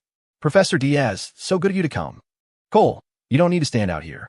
"It's freezing," said Professor Diaz, bundled in a heavy coat and scarf, her face warm and kind. Her relationship with Cole had grown even closer recently. Her own daughter had quit her job in New York and was now the head of the interview program at Headline Today. The pay was better than her NYC salary, and she was right here at home. It couldn't have been more perfect. She had been hesitant to even mention it to Cole, but one tentative suggestion was all it took. "Not cold at all. I run hot," Cole said with a humble expression. "It's an honor for me that you could attend our company's annual meeting. The least I can do is welcome my guests." "All right then, I'll head inside." "You should get in as soon as you're done," Professor Diaz said with a gentle nod, her eyes filled with a certain nostalgia. How much time had passed? She still vividly remembered the day he had walked into her office at the Venture Lab. In the blink of an eye, the kid had become a bona fide tech entrepreneur. It was, she thought with a private smile, a testament to her own good judgment. When she had fast-tracked his office request, some on the committee had opposed it, even sniped at her. Now, Soon after, Professor Zhang from Academic Affairs arrived, followed by the director of the Student Activities Board and several other administrators. If this were a small company's party, he never could have gotten them to attend. But Headline Today was a powerhouse now. It had come out of Eastwood University, and the school shared in its glory. More importantly, Cole himself was unfailingly humble, which put everyone at ease. "Cole, keep it up." The director of the Student Activities Board, a man of 50 with salt and pepper hair, shook Cole's hand firmly. His eldest son was in grad school in Boston, and his youngest daughter, a freshman, had a part-time gig acting in short dramas for Slice Video. She wanted to be a director someday. "Thank you for the encouragement, sir. I'll do my best," Cole replied with a quick, appreciative nod. With winter break approaching, the university officials had limited time and couldn't be away from campus all day. They would only attend the morning summary session, watch a few performances, and stay for lunch. But that was more than enough of a show of support. Cole was satisfied. After greeting the dignitaries, he entered the convention hall and took a seat with them in the front row. The various departments were already seated in their designated sections, a sea of people filling the vast space.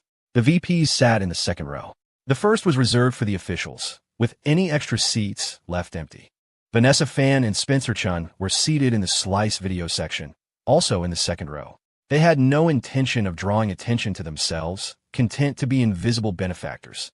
The camera crews were in position. The central heating was running, keeping the hall at a comfortable 60-some degrees.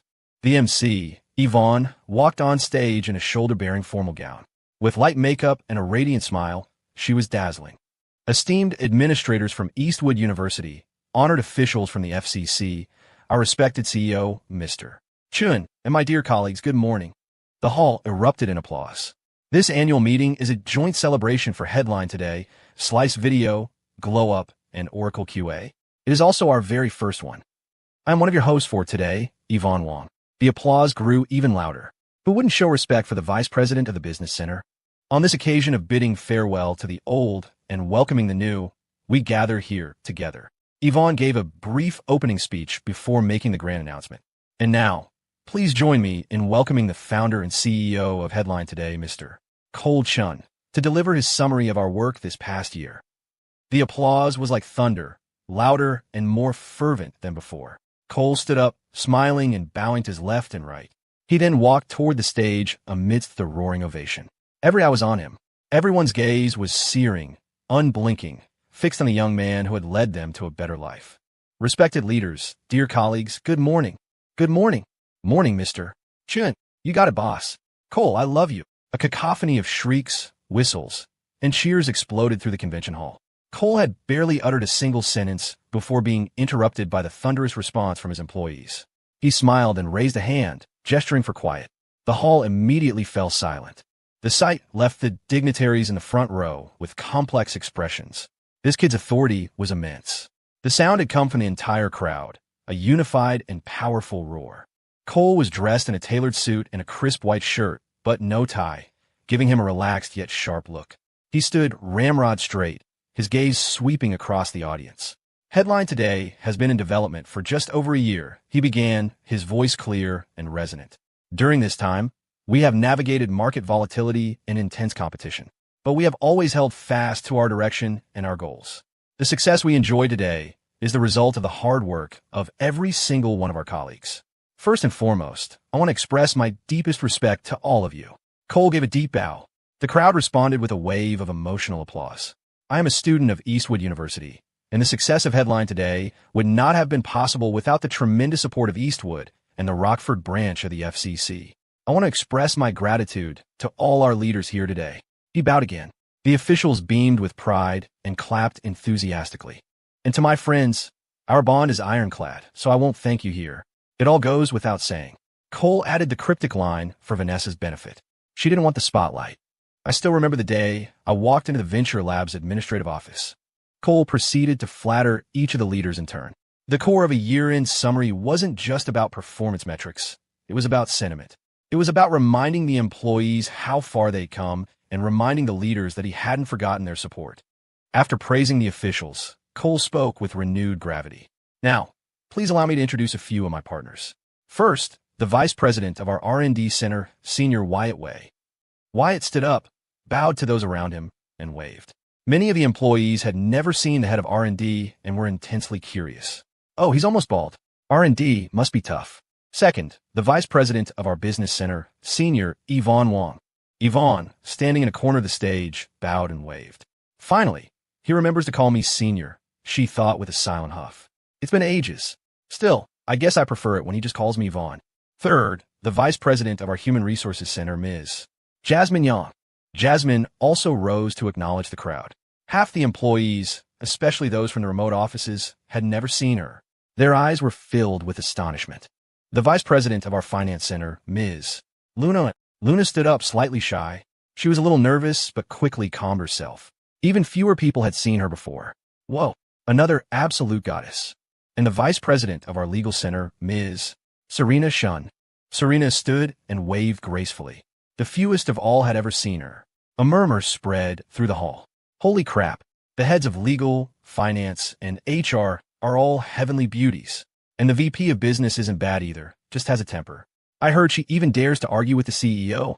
Vice President Fiona, Vice President Whitney Yuan, CEO of Slice Video, Senior Jenna Zhou, Head of the AI Research Lab, Senior Marcus Ma, Head of the R&D Project Department, Senior Leo Liu, the team from GlowUp, the team from Oracle QA.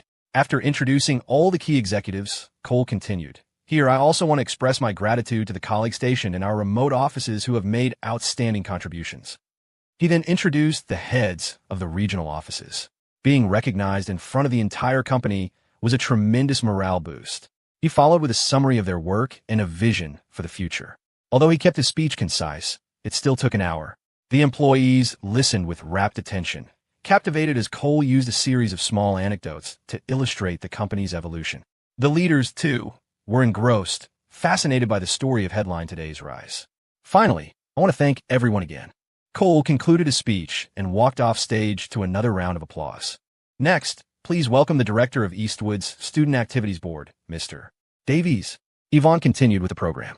Both Director Davies and Director Liu from the FCC gave brief speeches, affirming and encouraging Headline Today's development. Then came the first performance, a rendition of Happy Worship by the Human Resources Department.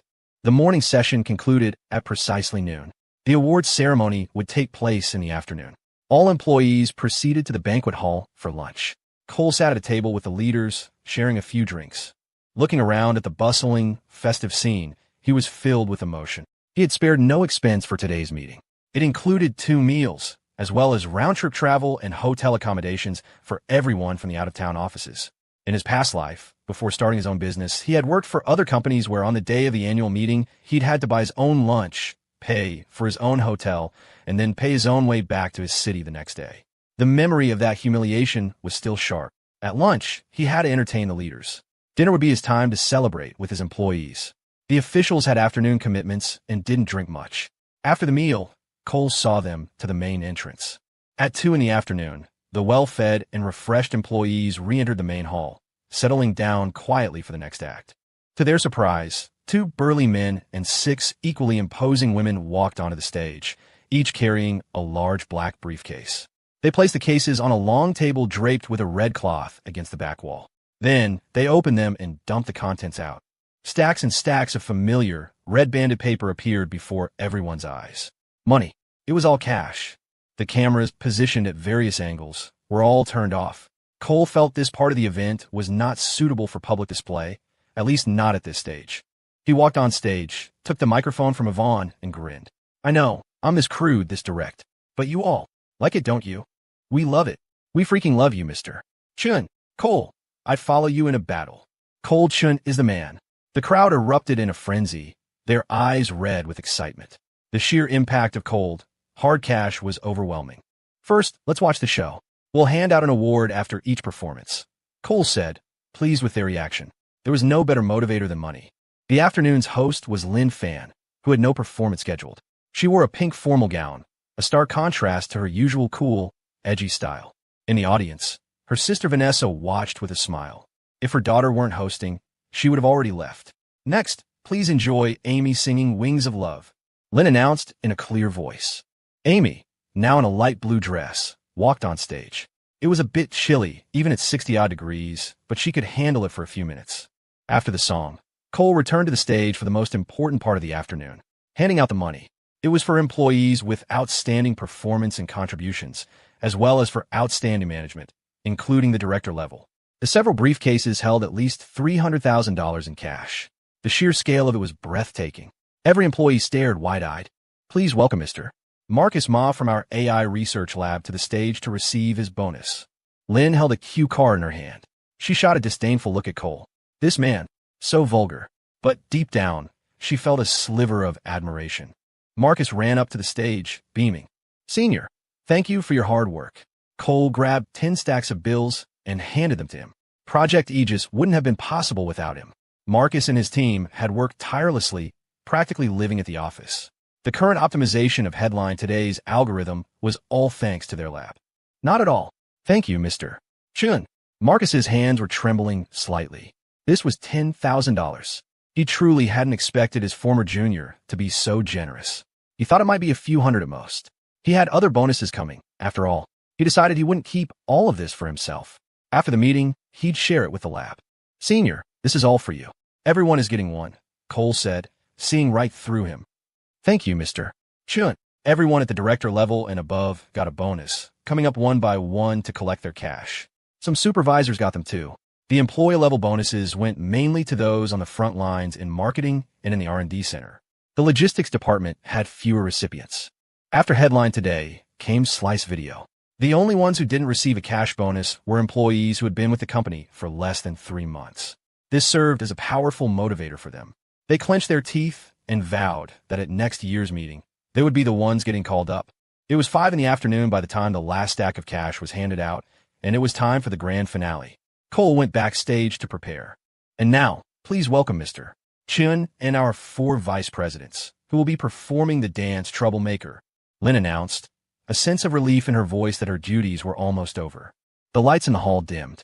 Everyone stared at the stage, their anticipation for the CEO and VP's performance palpable. A single spotlight suddenly flared to life, illuminating 2 figures in the center of the stage. Cole was in a black dress shirt and slacks, his broad shoulders filling out the fabric. Jasmine had shed her down jacket. She wore a form-fitting, coffee-colored V-neck cashmere sweater and gray, wide-leg pinstripe trousers. A pair of 1-inch, coffee-colored stiletto heels completed the look. Her black hair was pulled back in a loose bun, with 2 stray tendrils framing her face. She exuded the aura of an elegant, sophisticated woman. They stood back to back. Jasmine had her arms crossed. Cole was frozen in the pose of someone about to snap his fingers. As the whistling intro of the song began, Cole snapped his fingers in time with the beat, his expression cool, his gaze distant. It was a stark contrast to his usual warm demeanor. If he was on a dance, he was going to do it right. The choreography wasn't difficult. The key was maintaining the emotional state. After the fourth snap, 3 more spotlights ignited, revealing 3 slender figures with their backs to the audience. Serena wore a long, white, sleeveless dress, projecting a sweet, collegiate style. Luna was in a loose, long, pink knit sweater paired with slim-fit jeans, giving off a warm, domestic vibe. Yvonne had on a black, sleeveless knit top with a long, dark gray formal skirt that fell to her mid-calf, the exposed portion of her legs clad in black stockings. It was a look that was both professional and sexy. When I look into your eyes, I become a troublemaker. When I stand by your side, I become a troublemaker. Cole extended his right leg, turned, and let his hand glide across Jasmine's waist from right to left. He spun smoothly to face her, his hands cupping her waist. Behind them, the other 3 girls turned and began to walk with simple, exaggerated model-like steps and clean arm movements, symbolizing their entrance into the man's life. Each of the 3 had a distinct aura. A wave of wows and shrieks rippled through the audience as people scrambled for their phones. Little by little, more, gradually more. Cole and Jasmine locked eyes, neither willing to back down, as if in a silent battle of wills. Jasmine turned coolly to face the audience, pushed Cole's chest to shove him away. He pulled her back in a fluid motion, and she spun back in his arms. They both faced forward. Now I can't control my heart either. To make sure you can't forget me, I always appear before you. Jasmine raised her hand as if to strike him, but he caught her wrist, his lips tracing a path up her arm to the side of her neck. Her cold expression softened as she turned her head to gaze at the man before her. Their bodies were pressed close, their faces nearly touching, as they moved together with the music. There were no overtly sexual movements, only powerful, simple gestures of extending arms and legs, with a slight sway of the hips. But Cole's arm was wrapped around Jasmine's waist, and her hand rested on his hip in return. This was perhaps the most daring move of the dance.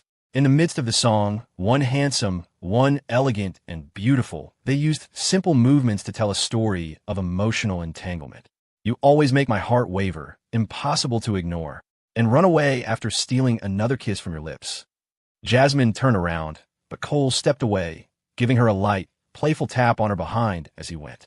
Jasmine stood still, a look of mock grievance on her face. The audience went wild. Howls and screams erupted from the crowd. The logistics staff had never seen this side of Jasmine.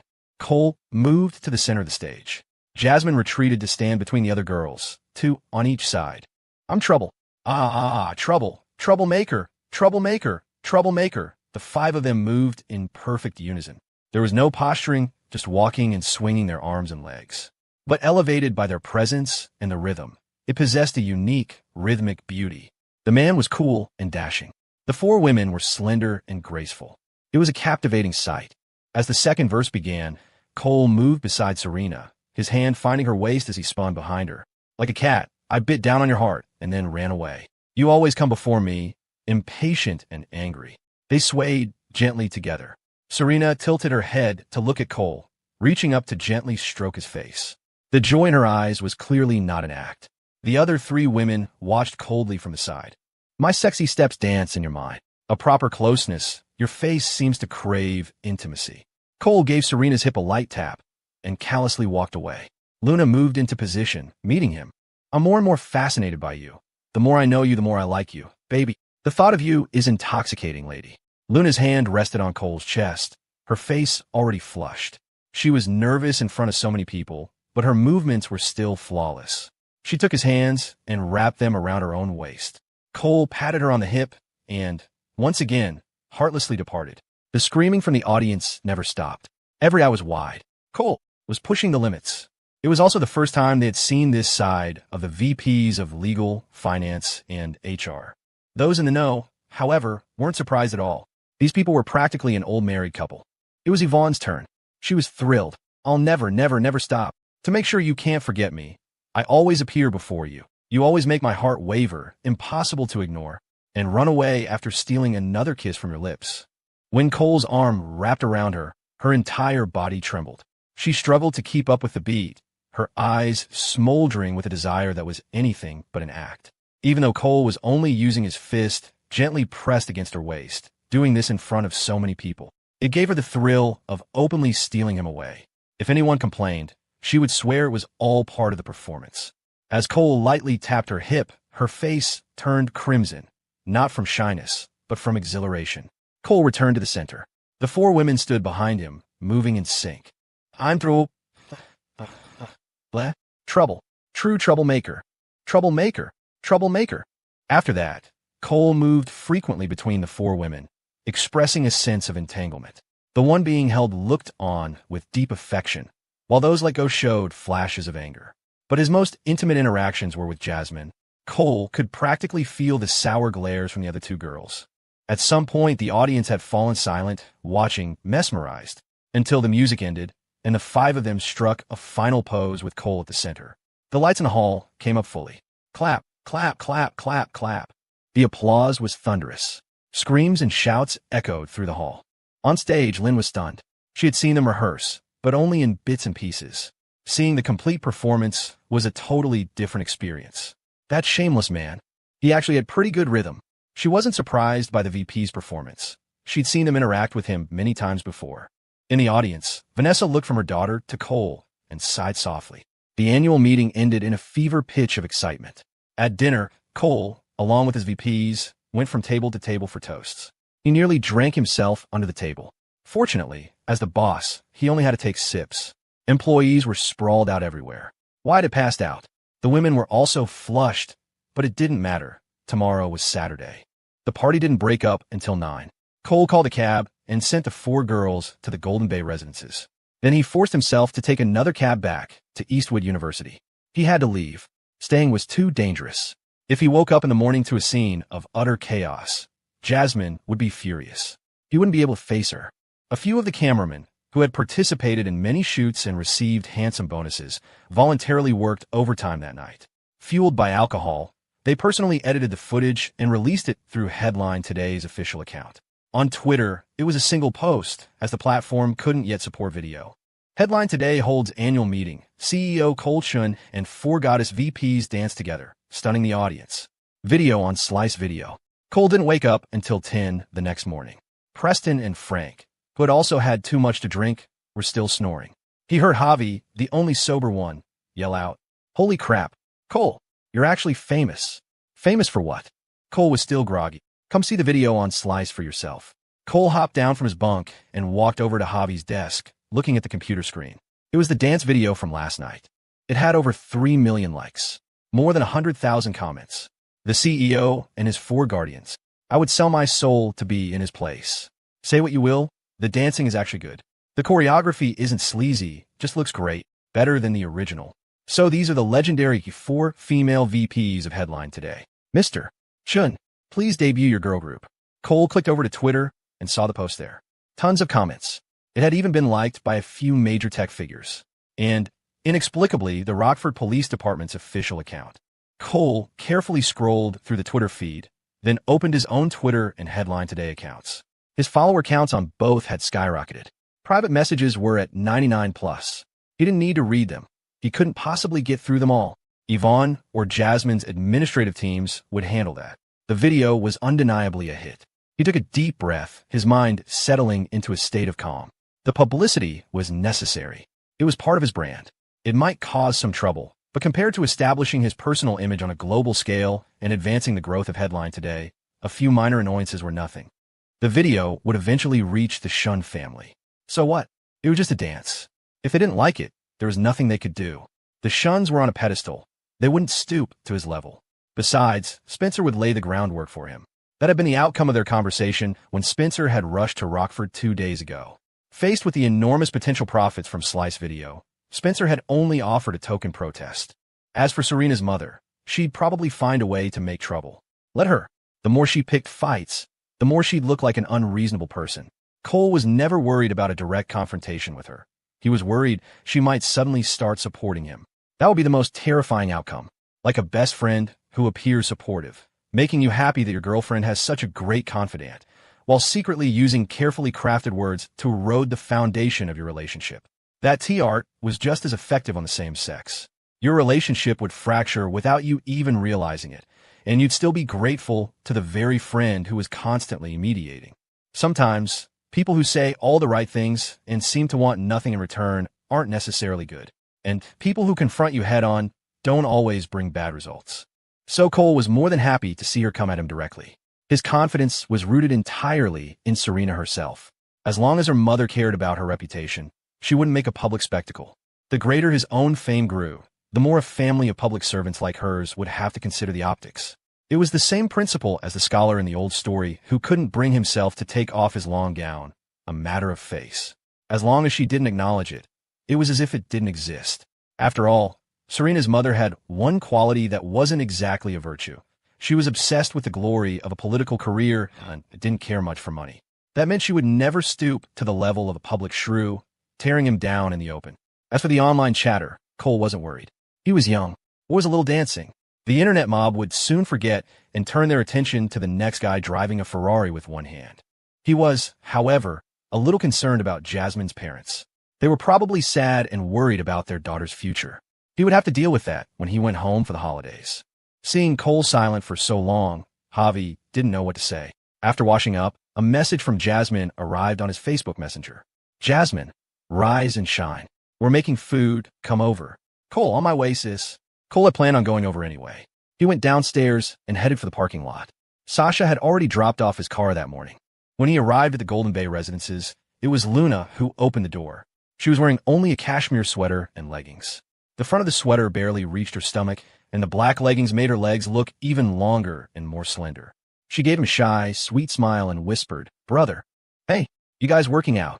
Cole saw Jasmine on the floor, stretching into a perfect split on the carpet. The dance practice mat had been put away, replaced by a soft, plush cashmere rug. It was more expensive, but much more comfortable. Jasmine, too, was wearing only black leggings. Her split was at a flawless angle. Her feet pointed, a picture of feminine grace. She didn't speak, not wanting to disrupt her breathing. "Yes, brother. I'm practicing too," Luna chirped, turning to join Jasmine. Cole smiled, glancing at the focused Jasmine. Seeing that she wasn't paying attention, his hand shot out mischievously. Luna trembled slightly, but didn't turn around, though her steps seemed a fraction lighter as she walked away. Cole smirked, pleased with himself. He took a couple of steps forward, but his peripheral vision caught movement at the door to the second bedroom. Yvonne, her hair a mess, had just opened the door. She was in her pajamas, her eyes still heavy with sleep. "Yvonne, if you're not awake, you should go back to sleep. Otherwise, you might start seeing things," Cole said, giving his vice president a threatening look. "I'm awake. I'm going to go wash up. Mr. Chun, is there a new toothbrush here?" Yvonne rubbed her eyes. "Tyrant," she grumbled internally. Luna piped up. "Yes, I got one for you." "Thanks, Miss." Yvonne didn't even glance at Cole as she headed for the guest bathroom. Cole glanced at the master bedroom. The comforter was rumpled, and black hair was splayed across the pillow. A certain prize piglet was still fast asleep. He sat on the sofa, leisurely admiring Jasmine and Luna. Luna's stretch was at a smaller angle, but it was much better than when she had started. It wasn't a full 180 degrees, but it was close to 150. His admiration was strategic. He made sure to watch Jasmine for a few extra moments. She would naturally feel his gaze. He could tell from her expression. Though she said nothing, the look of satisfaction and pride on her face said it all. Watching scenes like this for too long was agonizing, but it had its own unique appeal. After a while, Yvonne emerged from the bathroom, her hair neatly combed. She looked at the two women with a touch of envy, then joined them on the floor. "Ow, that hurts." She sat on the rug, her legs only able to open to about 100 degrees. Jasmine placed her foot against Yvonne's calf and helped her push, while Luna pressed against her back from behind, preventing her from retreating. Yvonne grimaced in pain. "Don't make a sound. Maintain your breathing. The pain will pass," Jasmine said, like a stern teacher. Yvonne shut her mouth and gritted her teeth. She wanted a body like Jasmine's. She wanted to be flexible. It wasn't just about staying young. It improved one's bearing. And a certain tyrant clearly had a thing for it. At the same time, this was a key part of her integration into their circle. If she couldn't even endure this pain, she'd be looked down upon. The three women stretched for several more minutes before finishing. "Cole, Luna and I are going grocery shopping. You can start the rice," Jasmine said, changing into her outdoor clothes. "I'll go too," Yvonne offered, feeling awkward doing nothing. "No need.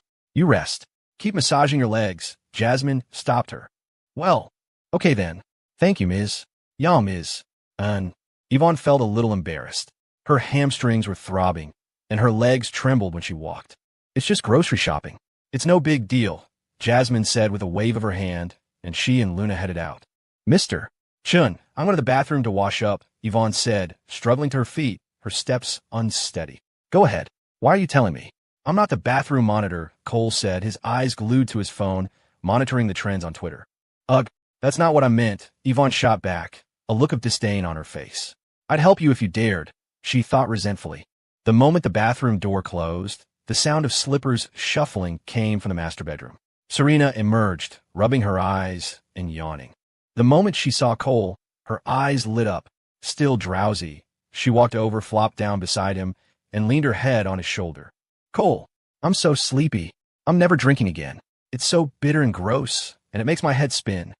Cole wrapped an arm around her, pulling her into his embrace. We won't drink next time. From now on, we can have some fruit wine or something. Okay.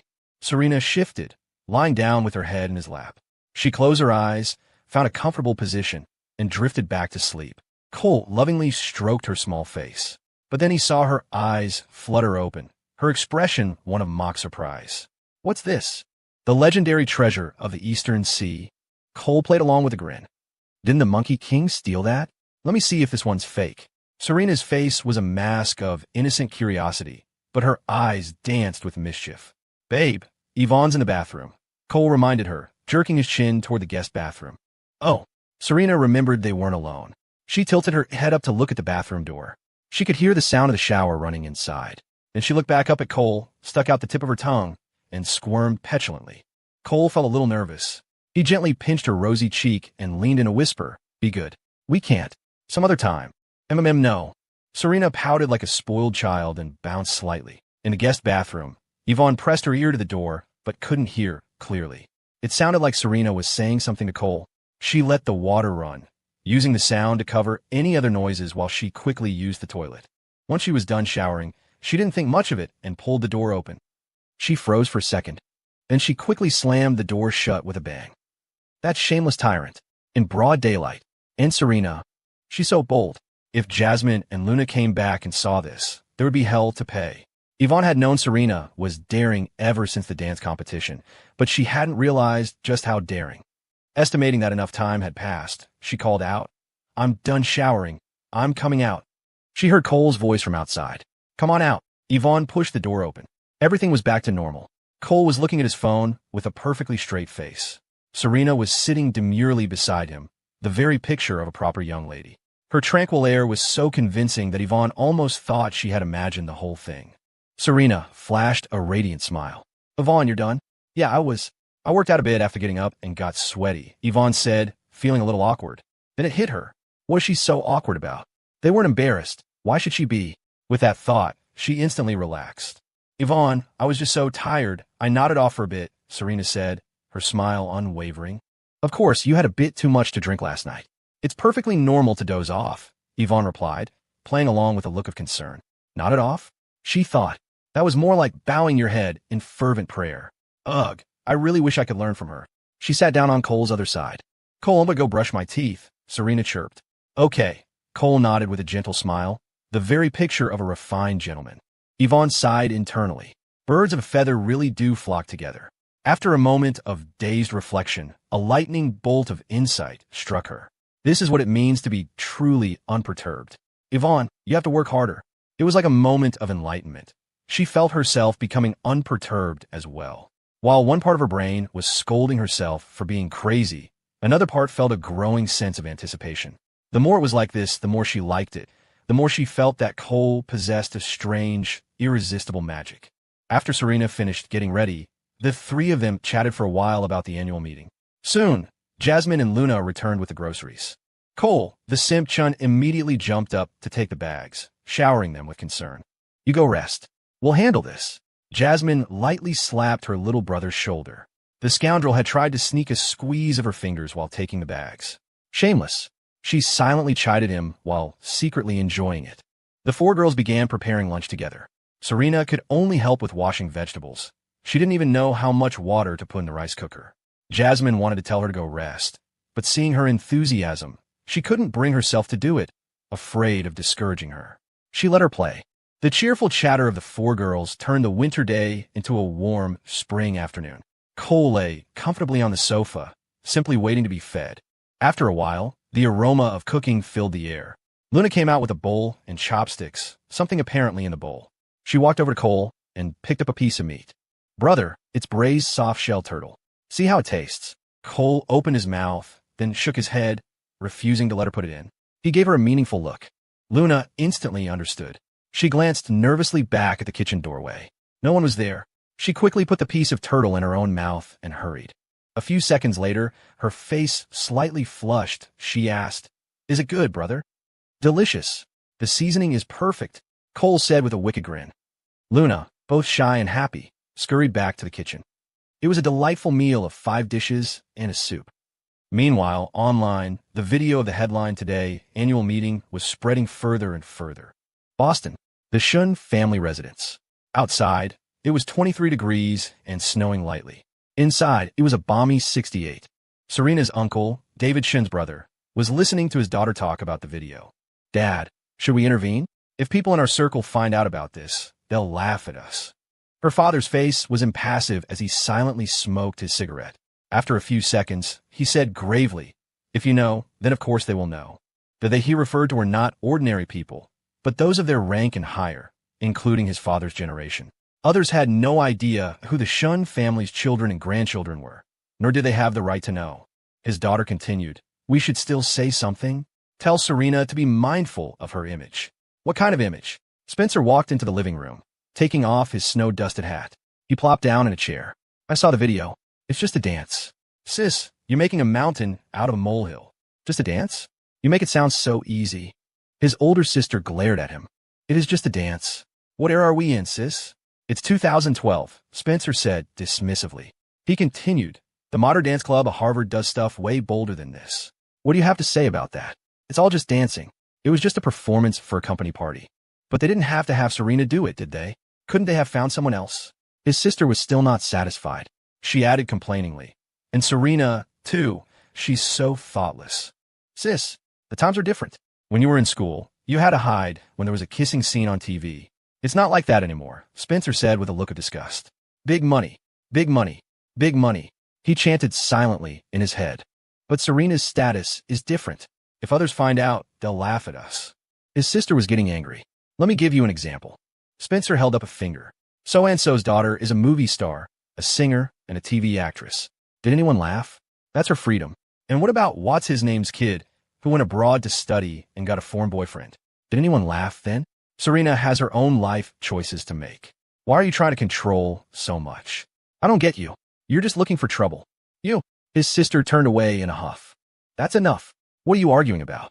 David Shun's brother finally spoke. Spencer fell silent. He dared to argue with his sister, but not with his father. "Spencer has a point," the elder Shun said, exhaling a cloud of smoke. "A dance is no big deal. If we make too much of it, people will only read more into it." "Exactly. What if other families start saying the Shuns are feudalistic?" "What will you do then, sis?" Spencer chimed in. "You be quiet too," his father scolded. "Running all over the place day in and day out. So unreliable." He had never intended to interfere in the first place. The so-called one-year moratorium on intimacy was based on human nature. A lot can happen in 365 days. If the boy turned out to be a philanderer, it would be a good chance for his niece to see his true colors.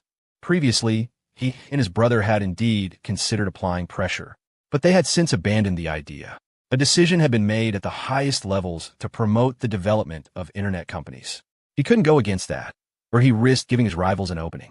The higher one's position, the more carefully one had to tread.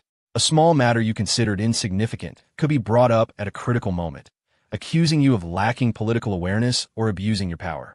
It could become an obstacle to further advancement. Crucially, this matter wasn't worth such a risk.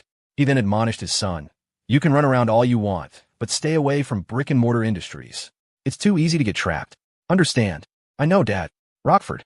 With winter break approaching, Jasmine no longer had classes. She was busy in her office when her phone rang. The caller ID showed a Boston number she didn't recognize.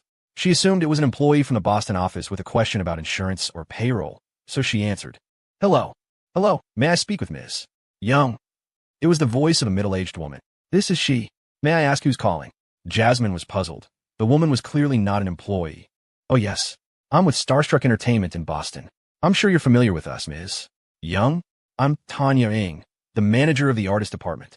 I'd like to discuss your future development. The woman's tone held a hint of pride, as if receiving a personal call from her should be considered a great honor. I'm sorry, I've never heard of it. Apologies, but I'm very busy. Thank you. Jasmine was about to hang up. She only occasionally went to the movies with Cole. What did she know of some starstruck entertainment? She only knew a few old movie stars. Wait, Tanya said urgently. Ms. Young, I'm offering you an opportunity, a very rare one.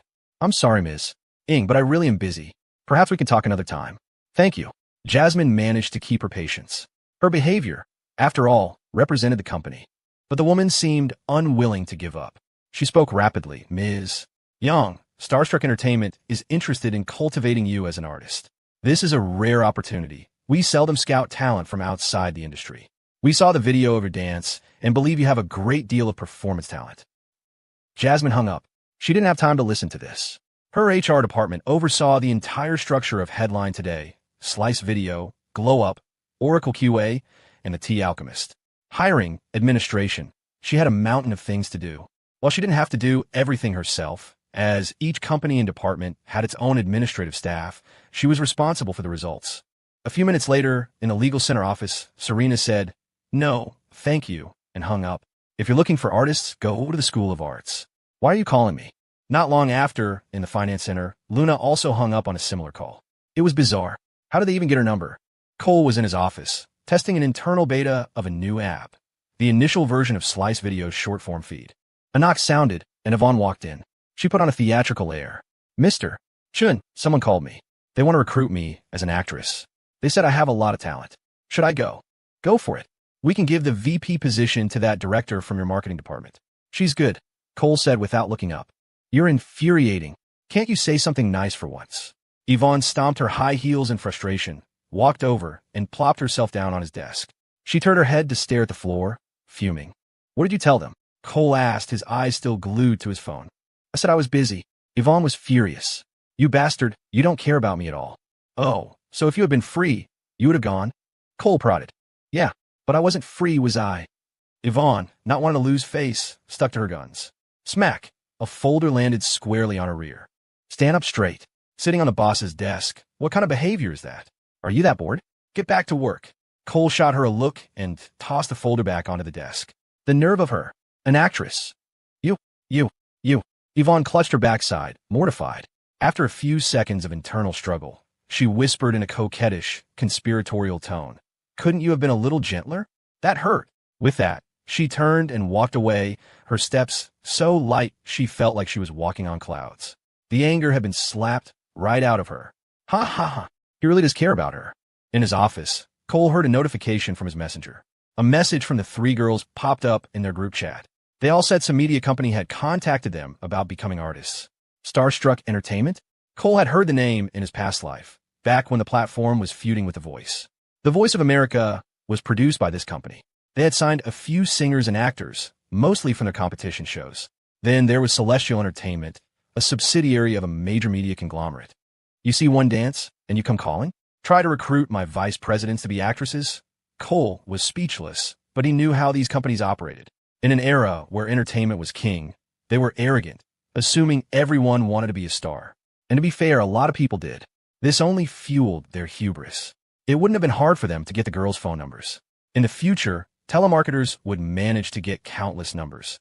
Cole knew the dance video would cause a stir. He had anticipated it, but this wasn't what he was waiting for.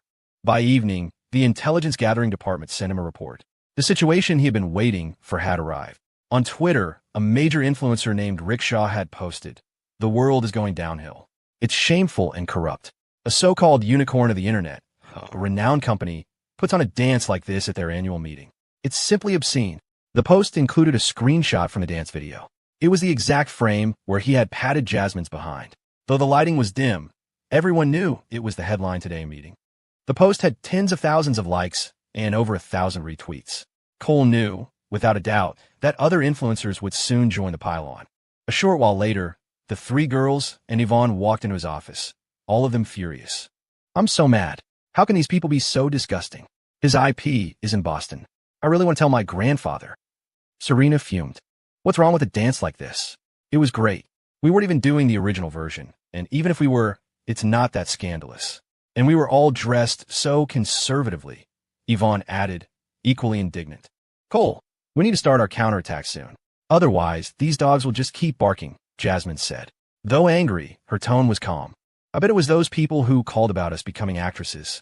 They're the ones behind this, Luna said, her eyes flashing with anger. If one of those people were in front of her right now, she'd grab a chair and smash it over their head. Don't worry, someone will fight back, Cole said, a cold glint in his deep eyes. Even if no one had called about them being actresses, this was bound to happen. There were plenty of people online who couldn't stand him. And there's another one. Look at this, it's infuriating. It says you. Yvonne trailed off. The post claimed Cole was juggling 4 women at once, a paragon of male indecency. It alleged that any female employee with even a hint of attractiveness couldn't escape his clutches, and that he'd turned a tech company into his personal harem. It compared him to the decadent kings of ancient times, calling him Cold Chun, the kidney man. Yvonne suddenly burst out laughing. So creative. Seeing the 4 of them staring at her strangely, she quickly composed herself. It just said some unpleasant things. They all knew what it said. They just didn't want to bring it up. The part about juggling 4 women was false, and the part about preying on female employees was even more baseless. The opponent was just slinging mud, reinforcing the attack on the video. They wanted to stir up the public's resentment of the wealthy and sick the internet mob on Cole. I was worried they wouldn't come. Cole smiled. He was prepared for this. This was the moment he had been waiting for. I'll go make the arrangements then, Yvonne said. Yes, let's start tonight. Cole nodded, his expression serious. Cole, we'll get to work too, the 3 girls said. They all had their tasks. With a command from Cole in the management group chat, the entire Headline Today network mobilized after dinner. It was going to be a long night of overtime. On Twitter, an account named UCLA Candy Dance Society posted, "At Rickshaw, what's wrong with this dance? It's a completely standard modern dance. Are you from the Dark Ages? Or is your mind just filled with antiquated malice? Our society is rehearsing this very dance, and as a modern dance enthusiast, I find your discriminatory comments deeply offensive."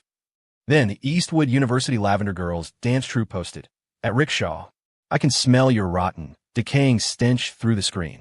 The filth in your brain is dictating your actions. Do you think the same thoughts when you're grinding your ugly body in a nightclub? Do you think the same thoughts when you're groping women at a karaoke bar? Do you have sisters or daughters? Probably not. Otherwise, you would be shaming them." In addition to these 2 dance societies, more and more from universities across the country began to pop up, directly attacking all the influencers who had dissed the Headline Today annual meeting. These dance societies were all real, not fake accounts created by Headline Today. All of Headline Today's managers were responsible for coordinating with a specific region. The employees each led a group responsible for liking and replying to supportive comments. This didn't even include the legions of loyal influencers who flooded the comment sections of the attacking V-list celebrities with condemnation. The war on Twitter instantly attracted countless onlookers. The battle over the dance itself was just the opening salvo. The real masterstroke was yet to come. A female finance blogger, also a major influencer, posted, "I also watched the Headline Today annual meeting video, and I thought it was fantastic. The dance had great energy. From what I know, they rehearsed it on short notice, which is very impressive. I am first and foremost a woman, and also a dance lover, though not a professional. I dance and practice yoga myself." The comments from certain individuals made me extremely uncomfortable. In essence, they are attacking women. What era is this? The 21st century. Yet some people are still living in a feudalistic past, subconsciously believing that we women should live in their shadows. This is clear from their rhetoric. If even a perfectly normal modern dance is attacked, it sends a chill down my spine. I like to ask, do you want us to start binding our feet again? I think you do. This is terrifying. I call upon all my fellow women. Let's unite. Let us seriously and severely condemn this evil ideology. Under this post, a flood of professional women and female university students poured in, liking and retweeting. Next, female leaders from other university societies posted, furiously denouncing the bloggers.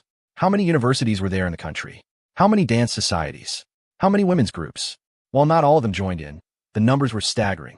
The topic had shifted from the dance itself to discrimination against women. The Twitter accounts that had attacked Headline Today were virtually overrun. An endless stream of comments flooded their pages. Within minutes, they were forced to close their comment sections, but not before tens of thousands of scathing messages had been posted. It was impossible to delete them all. As the internet raged, Cole sat quietly in his office. He did nothing, simply waiting for a message from Wyatt. About an hour later, his phone rang. Hey, Senior. Cole, it's confirmed. All good. I'm sending you a self-destructing file. Memorize it. The program will disappear after you view it. Got it, Senior. I'll arrange the Bitcoin payment immediately. Cole hung up. A window popped up on his computer screen. It contained the information of a dozen people, including their home addresses, phone numbers, and personal connections. The online counterattack was just one part of the plan. He was a kind-hearted person, so he had to send gifts to their doorsteps.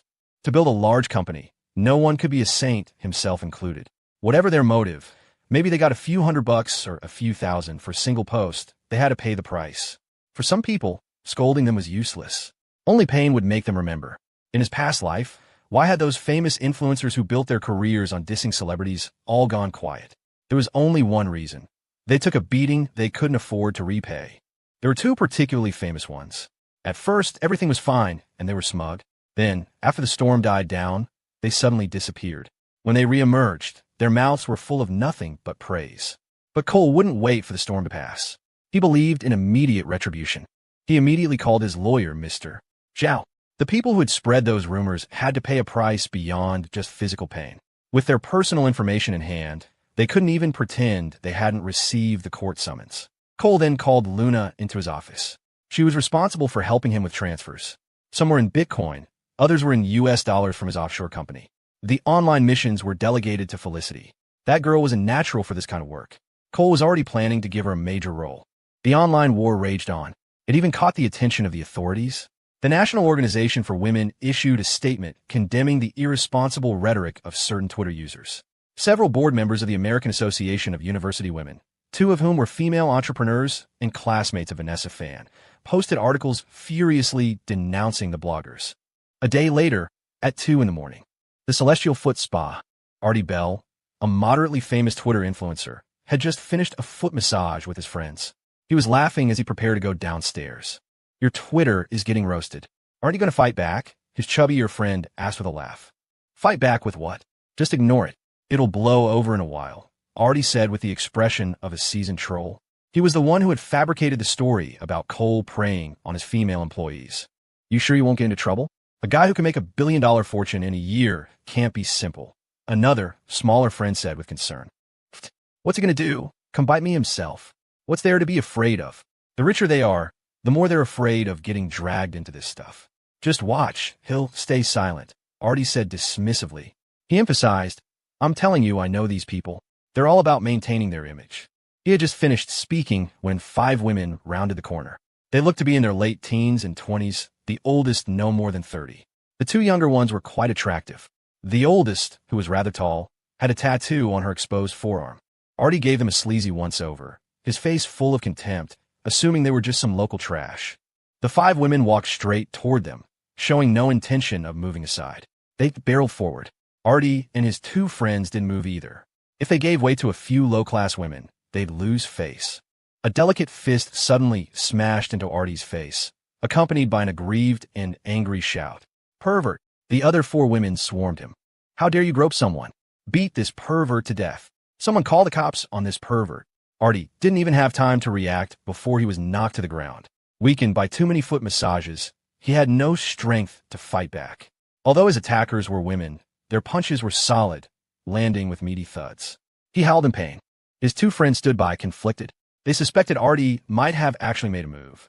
He was that kind of guy, the type to accidentally brush his hand against the waitresses at a restaurant.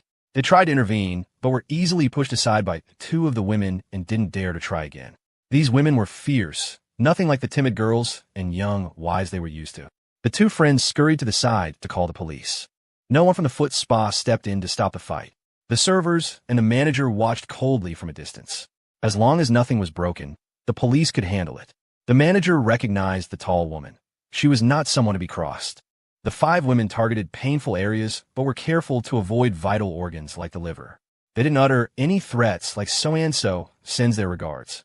They just kept shouting, beat the pervert to death. A dozen minutes later, the police arrived. Artie was lying face down, his hair being pulled by several of the women. It looked exactly like a scene where a groper had been caught in the act. To avoid disrupting the spa's business, both parties were taken to the police station.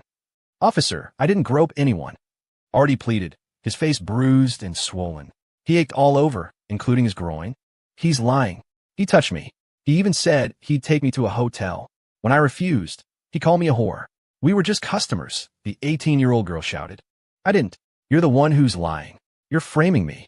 Artie cried out, a bitter taste in his mouth. A strange thought suddenly occurred to him. So this is what it feels like to be framed. The argument dragged on for over 2 hours. One side claimed assault, the other denied it.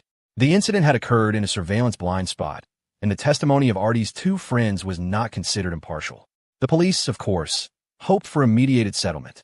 Fights were common, and as long as it wasn't a serious crime, it was best to resolve it quickly. Besides, cases like this were difficult to prove.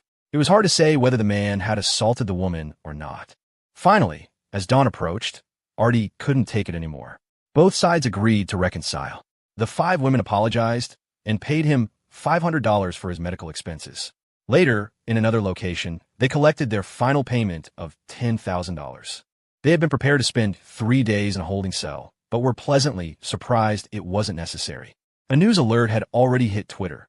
Man arrested at foot spa for allegedly groping female customer.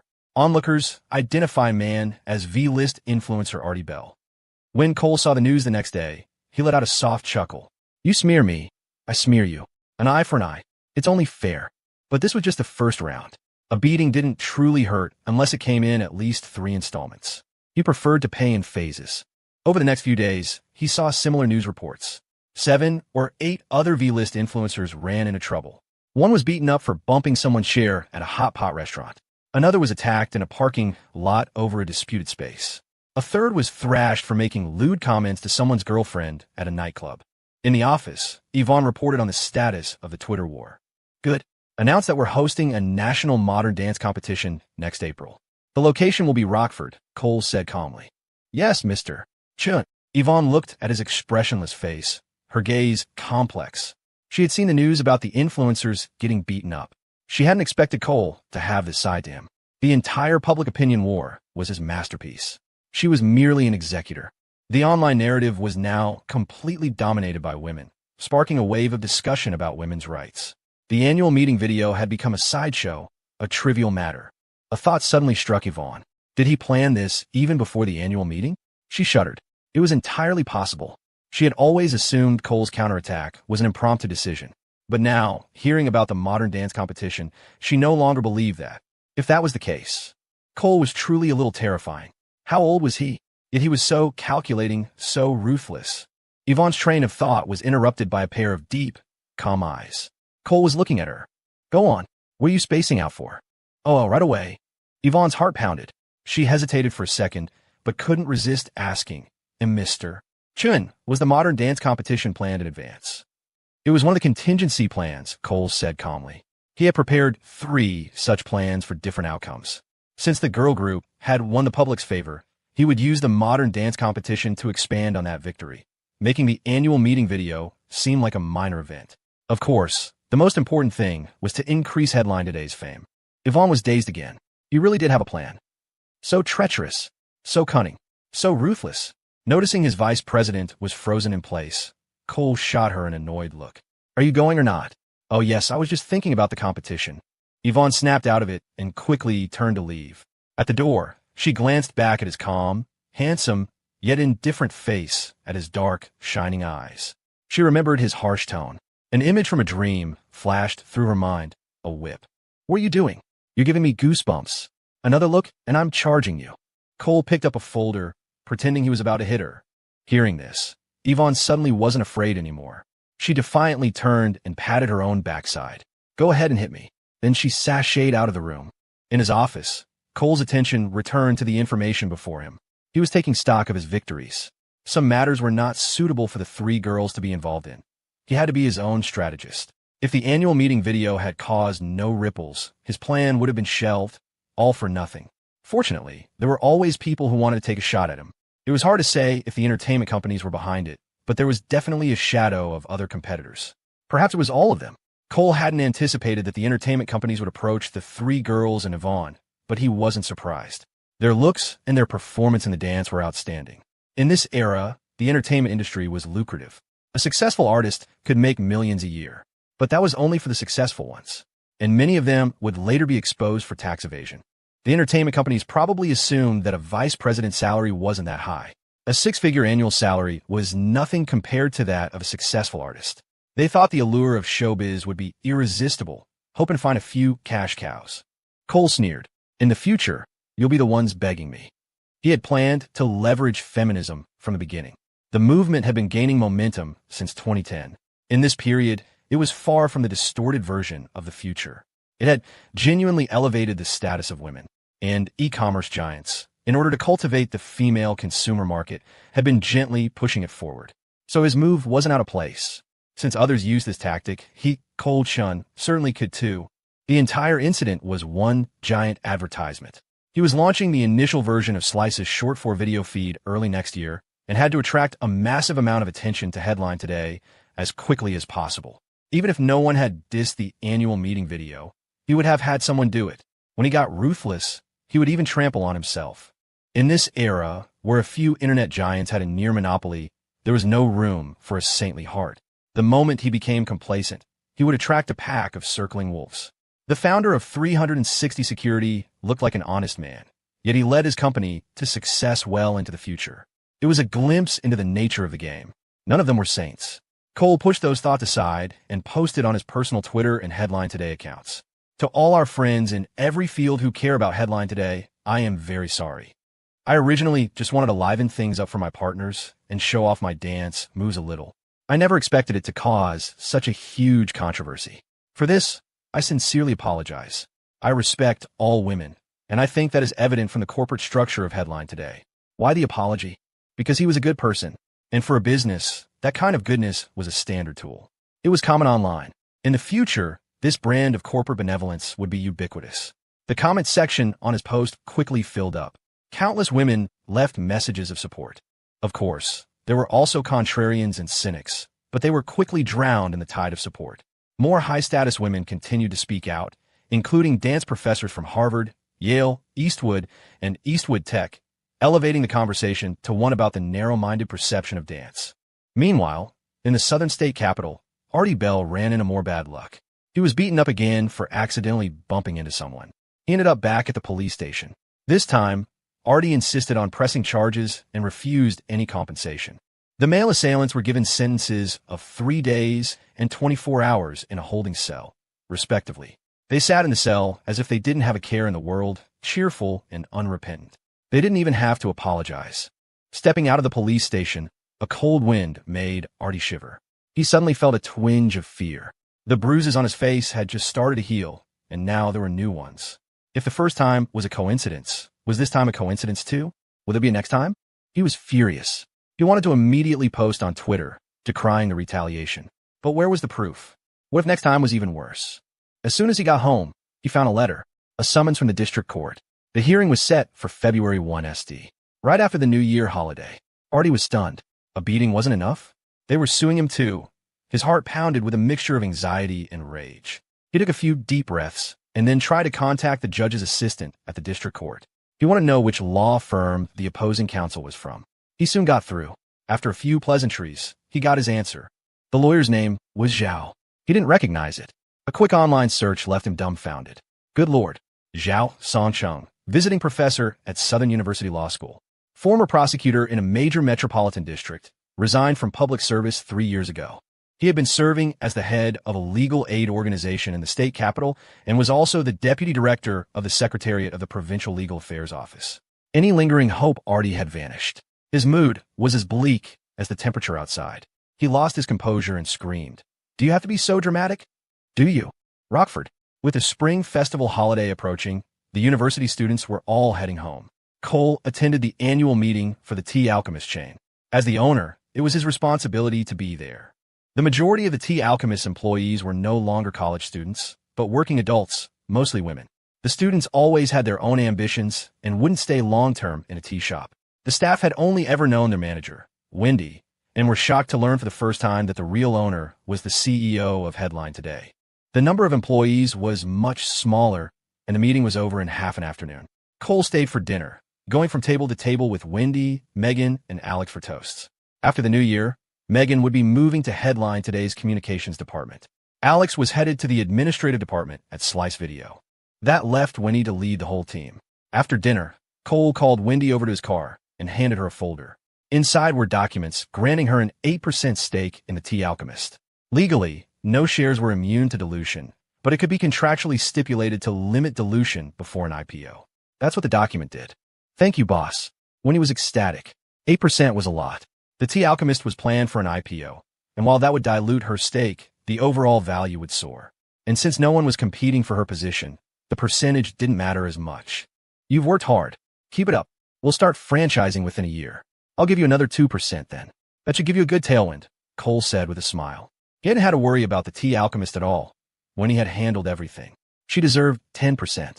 He hadn't touched the company's accounts in a long time. All the profits were being reinvested into opening new stores. He technically drew a salary from the company, but he didn't pay attention to it. Only Luna knew how much money was on that other card. You're the best, boss. I'll work my hardest, Wendy shouted, joyfully waving the folder. From now on, she had roots in the Tea Alchemist. On January 21st, the 29th of the lunar calendar, headline today also closed for the holiday. Some employees had already taken leave and gone home early. A small crew was left to hold down the fort. They would receive triple pay and New Year bonuses, and their New Year's Eve dinner expenses were covered. Yvonne loaded her luggage into her car with great reluctance. What was the point of success if you couldn't show it off back home? Her large family was waiting for her. She had grown accustomed to seeing Cole every day. The prospect of being separated for more than 10 days left her feeling melancholic. But she knew she couldn't go to Cole's home. She had no standing to, and he hadn't invited her. She wasn't completely alone on her trip home, though. 2 female bodyguards from the same state were accompanying her. Cole, concerned for her safety, had made special arrangements. The thought warmed her heart. As she sat in the car, watching Rockford shrink in the distance, her heart felt suddenly empty. Golden Bay Residences, apartment 2201. Cole and the 3 girls were also preparing to go home. Luna was, of course, coming back to Linden Creek with him. They were taking the Acela train again. There were no direct flights from Rockford to his home state's capital. It was too close. The train would take them to Janning, the city near Linden Creek. Serena's uncle had arranged for a Range Rover to be waiting for them at the station. The Stone Buffalo Ridge scenic area had seen a huge turnaround in business and had even launched a promotional push for the spring festival tourism season. Online ticket pre-sales were excellent. Her uncle's hospitality was overwhelming, and Cole didn't refuse. The 4 attractive young people drew plenty of attention as they entered the train station. They waited for a while in the business class lounge. Their car was Car 1, which had a total of 5 business class seats. Jasmine and Luna had 2 seats side by side. Serena's single seat was across the aisle. Cole's single seat was in front of her. Next to him, a man in his 30s with glasses and huge dark circles under his eyes was resting with his eyes closed, looking exhausted. The 4 of them didn't want to disturb him, so they sat quietly until they reached Janning. They attracted a lot of stares as they exited the station. Right at the entrance, they spotted the car the Shun family had arranged. The driver was holding a sign with headline today written on it. The car was white and looked brand new, probably just purchased. Thank you for your trouble, Cole said, shaking the driver's hand with a smile. No trouble at all. It's my honor to bring the car for you, mister. Chun, the driver said, flattered, and quickly returned the handshake. Luna, Cole gave her a look. Luna immediately took a crisp $100 bill from her purse and handed it to Cole. Sir, Happy New Year, Cole said with a smile, pressing the bill into the driver's hand. The driver tried to refuse, but Cole insisted, and he eventually accepted. The thickness was nice. He quickly ushered them into the car and put their luggage in the back, standing respectfully behind the vehicle until it turned a corner and disappeared from sight. The Range Rover was spacious, and the ride was excellent. Seeing her little brother's interest in the car, Jasmine smiled. We could buy one, you know. You're due for a new car. No, sister, I still like that Audi. I'm used to it. It's especially comfortable, Cole said with a sly grin, his words loaded with a double meaning. A car was just a car. As long as Headline Today was making money, he could be driving a tractor, and people would give him a thumbs up, praising the tractor's impressive design. But the car Jasmine had given him was different. It was enchanting, a world of its own. He could cruise leisurely, admiring the scenery, or he could floor it, enjoying the thrill of extreme speed. Well, as long as you're comfortable, Jasmine replied, her mind in sync with his, a blush creeping up her cheeks. My little brother really does have good taste, she thought. All right, next time I'll let you take it up to 120. Serena, with an innocent expression, thought they were actually talking about cars. Luna bit her lip, not saying a word, as a blush spread across her face. Brother really is talking about the car. Once on the highway, they were getting closer and closer to home. Cole hadn't been back in a year, and he missed his parents dearly. He wondered if he'd get a scolding this time. He glanced in the rearview mirror. The three girls were chatting, their smiles like a spring day. Cole could see they were all hiding a little bit of anxiety. This trip home was bound to bring some confrontations. They all knew it, but didn't let it show, not wanting to spoil the mood. Cole himself was prepared. This new year, he would reveal his selfish side. He had to make his parents accept it, no matter what. The hardest part would be convincing Jasmine's parents. He was even prepared to get on his knees and take a slap. Jasmine would probably protect him, right? He drove the Range Rover with one hand, the other subconsciously touching his face. He'd warm it up a bit to better withstand a blow. By the time they reached Linden Creek, Serena's mood had noticeably dipped. Cole's heart ached for her, but there was nothing he could do right now. Once she was home, she would have to face it alone. Following the address she had given him, Cole pulled up to the entrance of the district apartments for the first time. Looking at the old residential complex gate, he had a flash of recognition. So this is where she lives. He had passed by here many times before. Coincidentally, Serena seemed to have the same thought. She got her luggage and came around to the driver's side window. She gave him a sweet smile and pointed to the third floor of a building by the road. You used to walk by here. I saw you from my window. I really wanted to call out to you back then. If anything happens, tell me right away.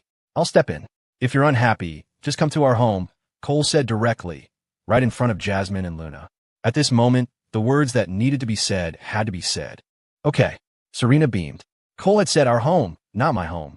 She liked that. She waved reluctantly. I'm going in then. Okay. Cole waved back. See you in a few days, Serena. Bye, Serena.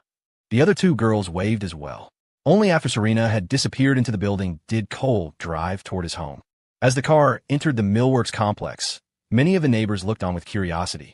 A car like this was a rare sight in their small town. It belonged to the wealthy. It wasn't until the Range Rover parked downstairs from the Chin's apartment and Cole got out that they realized it was the Chun family's boy back home. Helen Chin opened the door, her face alight with joy. She ignored her son and first grabbed Jasmine's hand, then Luna's. My dear girls, Luna, come in quickly. It's cold outside. Auntie Helen, Auntie. Cole followed them in, wheeling 3 suitcases. The room was toasty. They had a new standing air conditioner. Helen Chun chatted with the two girls. Cole, feeling bored, started messaging Leo Hong on Facebook, asking if he'd found out who sent that anonymous letter last year. He was usually too busy, but the thought had resurfaced today. Leo replied, found out. Maddie mentioned it. At the class reunion, Tyler was bragging that you were going to be in big trouble soon. When she asked why, he clammed up. It was probably him. I'm still looking for proof. Cole typed back, Leo, don't worry about proof. That's enough. It had to be him. Leo asked, so what's the plan? Beating him up probably isn't a good look for you. Cole smiled. Beating him up is useless. I'll think of something else. Around 8 that evening, Cole's father and Jasmine's parents, the Yangs, got off work. After welcoming Cole, Jasmine saw her mother give her a look. She knew it was time for her to go home for a talk. She followed them out. Cole knew what was happening. Mr. and Mrs. Yang were going to question Jasmine. It was up to her now to advocate for him. At the Yang residence, John Yang set up the electric heater. Then he and his wife sat on the sofa, looking at their daughter, who was seated on the opposite side of the coffee table. Mary Yang sighed. Jasmine, what's the situation? Yes, tell us what you're thinking. Otherwise, we don't know what's going on, and we're just sitting here worrying, John Yang said with a sense of helplessness. The rumors were getting more and more outrageous. Cole was juggling 3 women, and they were all living in harmony. They believed in their daughter, but they had never imagined this outcome. Jasmine looked up at the ceiling, then let out a heavy breath. She looked at her parents. Dad, Mom, it's a long story. Wait, I understand it's a long story, but what you're saying, it sounds like you're admitting it. Her mother interrupted anxiously. Mom, I know what you're thinking. It's complicated. Can you just listen to me, please? Jasmine offered a small smile. John and Mary Yang exchanged a look. Fine, talk. I'll break it down into 3 points. First, Cole's total net worth is now close to $200 million. Luna told me. Jasmine's own eyes held a complex mix of emotions. If Luna hadn't told her, she wouldn't have known. She had never bothered to calculate it. The profits from Slice Video were enormous, on top of the continuous ad revenue from Headline Today. There was also the cut from influencer donations and the promotional fees paid by ordinary users. The leap from tens of millions to nearly 200 million hadn't taken long at all. It was stunning. And according to Cole's plan for the next year, The headline today, ecosystem, was going to become a behemoth. John and Mary Yang's jaws dropped. 200 million. That was terrifying. That little kid, they knew now, had $200 million. Second, there are so many women trying to get to Cole. The entire university. And that's not even counting the ones from outside. Jasmine's face clouded with frustration. She wished for a simple, two-person life, but she couldn't fend them all off alone. Yvonne alone had blocked countless women trying to get close to him, all wanting to pay a visit, all stopped at the business center. Having Serena and Luna by his side also deterred many other girls. There were even women in their late 20s who tried to seduce him during business dinners, and university administrators who tried to introduce him to their own relatives. And the chance encounters on the street. If Cole didn't always have someone by his side, who knows what would have happened? She gave several examples, including Sabrina Ning. Her parents listened, looking at each other in stunned silence. But they understood the situation. Cole was not even 20, handsome, tall, and rich. He was the ultimate diamond bachelor. Third, Jasmine's voice dropped. Cole can't be without a son. This plunged John and Mary Yang into silence. On this point, they felt they had wronged Cole's parents. They had never brought it up. They weren't sure if their daughter could have a son. The doctors hadn't given a definitive answer. They had wanted to say something several times, but couldn't bring themselves to do it, not wanting to ruin the young couple's relationship. They figured that since money wasn't an issue and they weren't seeking anything, all that mattered was the two of them being happy. No one in the room spoke. After a long silence, Jasmine's tone became lighter. Dad, Mom, Cole is very, very good to me. He listens to everything I say. I'm very happy, very content. Life isn't perfect, just like Mom's and my health. Cole's business will only get bigger and bigger. He cherishes me, and I have to cherish him. This is my choice. John and Mary Yang remained silent. It was a heart-wrenching dilemma. They wanted their daughter to be happy with Cole, but they also wanted her to be the only one. Yet, reason reminded them that it would be difficult. Jasmine returned to Cole's place almost immediately. She couldn't let Luna sleep there alone. The female heart was a complex thing. Even with their unspoken agreement, jealousy was a constant, simmering companion. That bed was for her and Cole, or her and Luna. It was absolutely not for any other woman to share with Cole, especially not for that. Jasmine didn't say anything, and Cole didn't ask. His parents, Helen and Don, didn't say anything either, not with Luna right there. Cole slept on the sofa as usual. Regrettably, there was no late-night snack this time. The next morning, just as the family was finishing breakfast, there was a knock on the door. It was still early. Who could it be? Cole went to open it and found several older men standing in the hallway. They wore black overcoats or black quilted jackets. Their faces were affable, but they carried the unmistakable air of authority. "Hello, Mr. Chun," the man in the lead said, extending a hand. He was the picture of a seasoned politician, his eyes betraying not a hint of condescension for Cole's youth. "I'm Zhang Lin, the mayor. I apologize for the unannounced visit." Cole quickly shook his hand. He knew the name, the #1 official in his hometown. "Mayor Zhang, a pleasure. Please come in."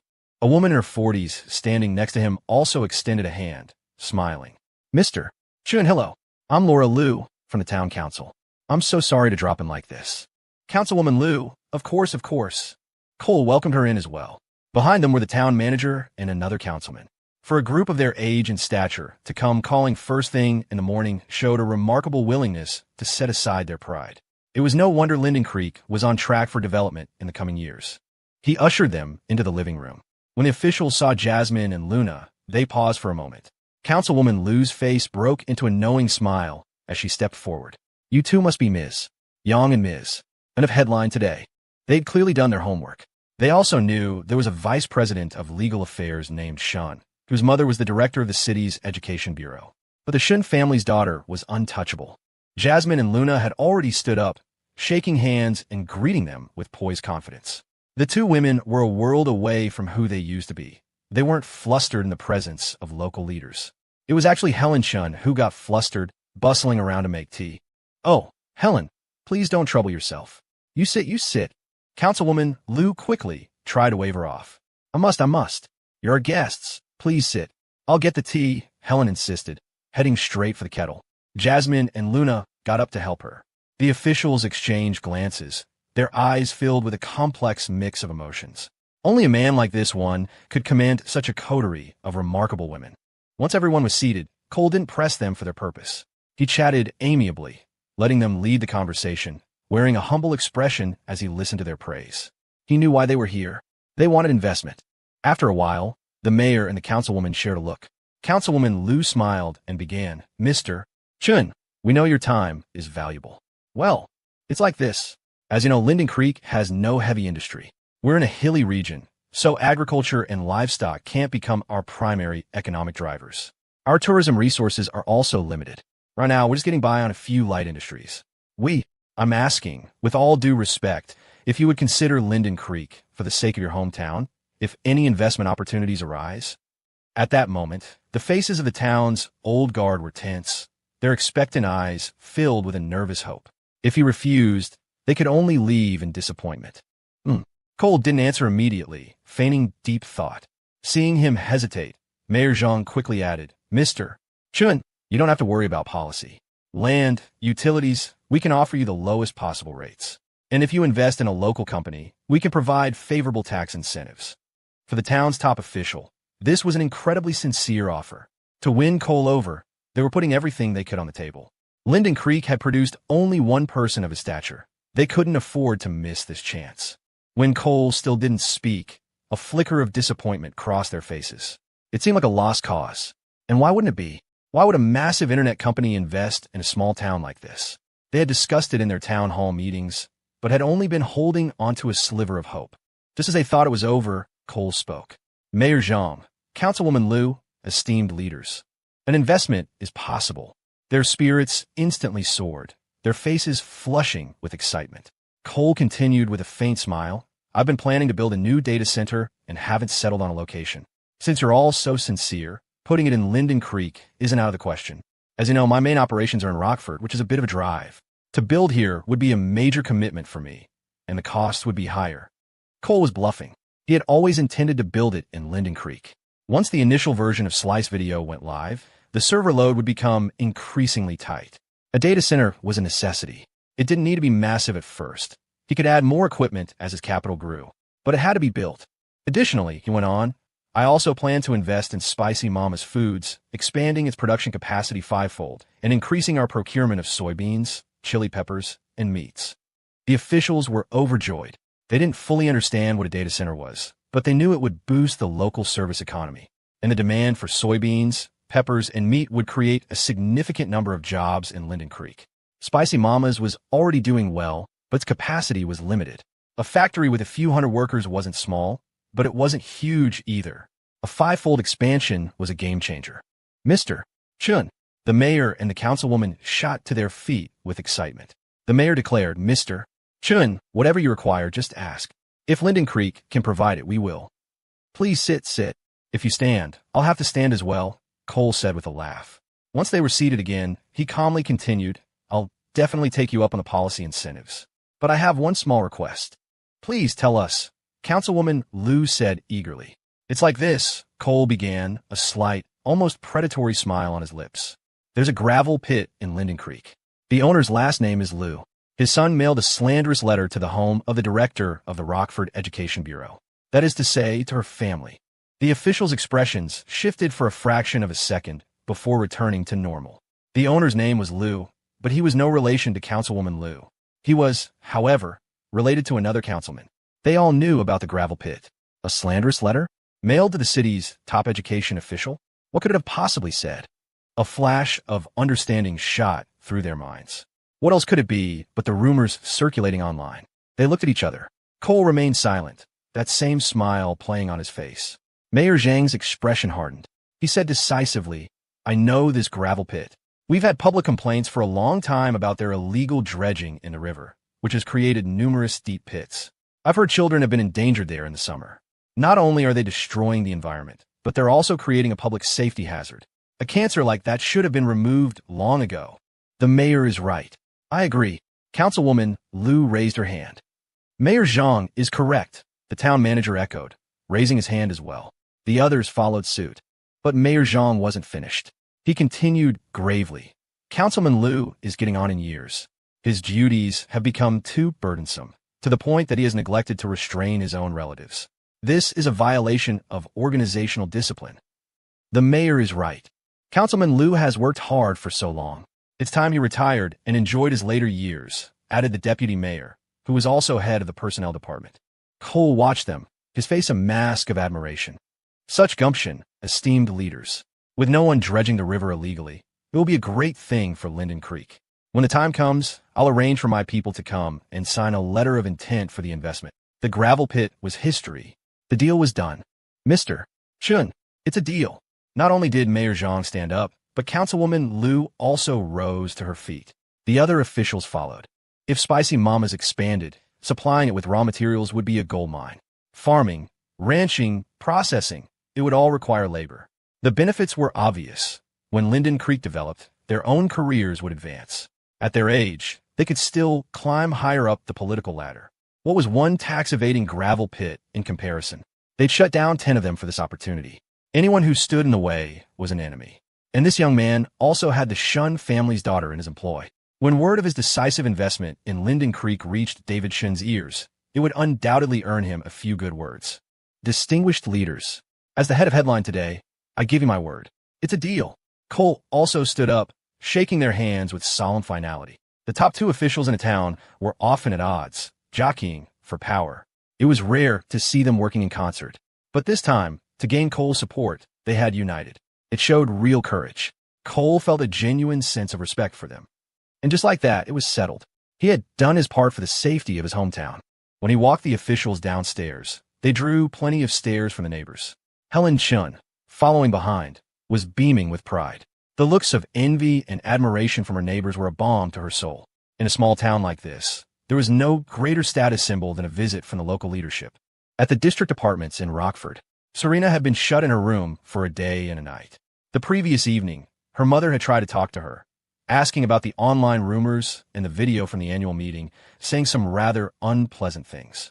Serena had retreated to her room and stayed there. After getting used to a life of happiness and ease, she found it difficult to readjust to this kind of high-pressure environment. Why couldn't people just be happy?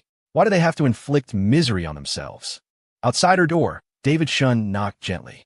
Serena, honey, time for breakfast. I'm not hungry, Dad. Hearing his daughter's voice, David Shun stopped knocking, a trace of helplessness in his eyes. The relationship between mother and daughter had become strained ever since that incident. When she'd first come home yesterday, things had been superficially fine. But after a short, tense conversation, she had gone silent and hadn't come out of her room since. David felt a lingering resentment toward Cole. If it weren't for this kid, his family might still be the way it was before. But the paradox was that his daughter's spirits were genuinely better than they had been in years. Her face glowed, her skin radiant. Her eyes had a new spark of life. She seemed more mature. He had seen the dance video, too. It was impossible to miss. As a prominent public figure, he had plenty of political opponents. Someone was bound to make sure he saw it, one way or another. Not to mention the second anonymous letter that had arrived a few days ago. When he saw Cole pat his daughter's rear end, he had been genuinely furious. But what could he do? His daughter was grown. She was no longer his little baby. She had her own life. Everyone now knew that David Shin's daughter was the vice president of legal affairs at Headline today. That part wasn't so bad. It wasn't like she was doing business in Rockford, so no one could accuse him of nepotism. It was just painful to watch. David forced himself to accept the fact that his daughter was an adult. But the thought of her and two other girls revolving around one man made his stomach churn. The rumors were ugly. His only consolation was that his daughter was still a virgin. That at least proved that Cole respected her. Their relationship might be unusually close, but he hadn't taken advantage of her. A strange feeling washed over him. He was almost envious of Cole. If he, David Shun, hadn't gone into politics, he might have been even more of a ladies' man than this kid. But he doubted he would have achieved as much. David's heart was a knot of contradictions. He was resentful, yet admiring. It was utterly baffling. His wife, Helen, walked up behind him. Is she still not coming out? Let her be. She'll come out when she's hungry, David said, walking back to the sofa. Outside, the sound of children setting off firecrackers and laughing filled the air. Suddenly, he thought of the past. Even on the eve of major holidays, his daughter would be in her room, buried in homework, never coming out to play. He had countless times seen her gazing wistfully out the window, only to turn back with a placid, obedient expression. An unexpected weight settled in his chest. He remembered his own youth, when he and Helen had traveled, ridden the carousel at amusement parks, gone to discos, visited the zoo, even traveled abroad. Then Helen had taken him to see the flag raising in the Capitol. And his daughter? She had only been to the zoo twice in her entire life, each visit limited to 2 hours. After that, she said she didn't want to go anymore.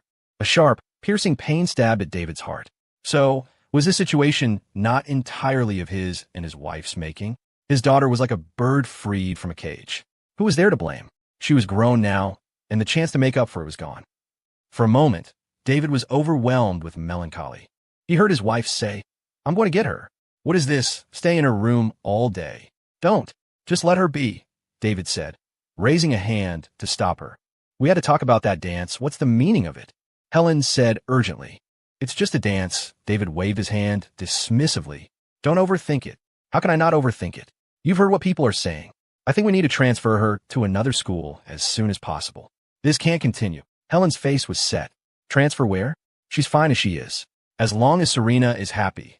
That's all that matters," David said, a wave of irritation washing over him. "What do you mean, fine? Revolving around one man?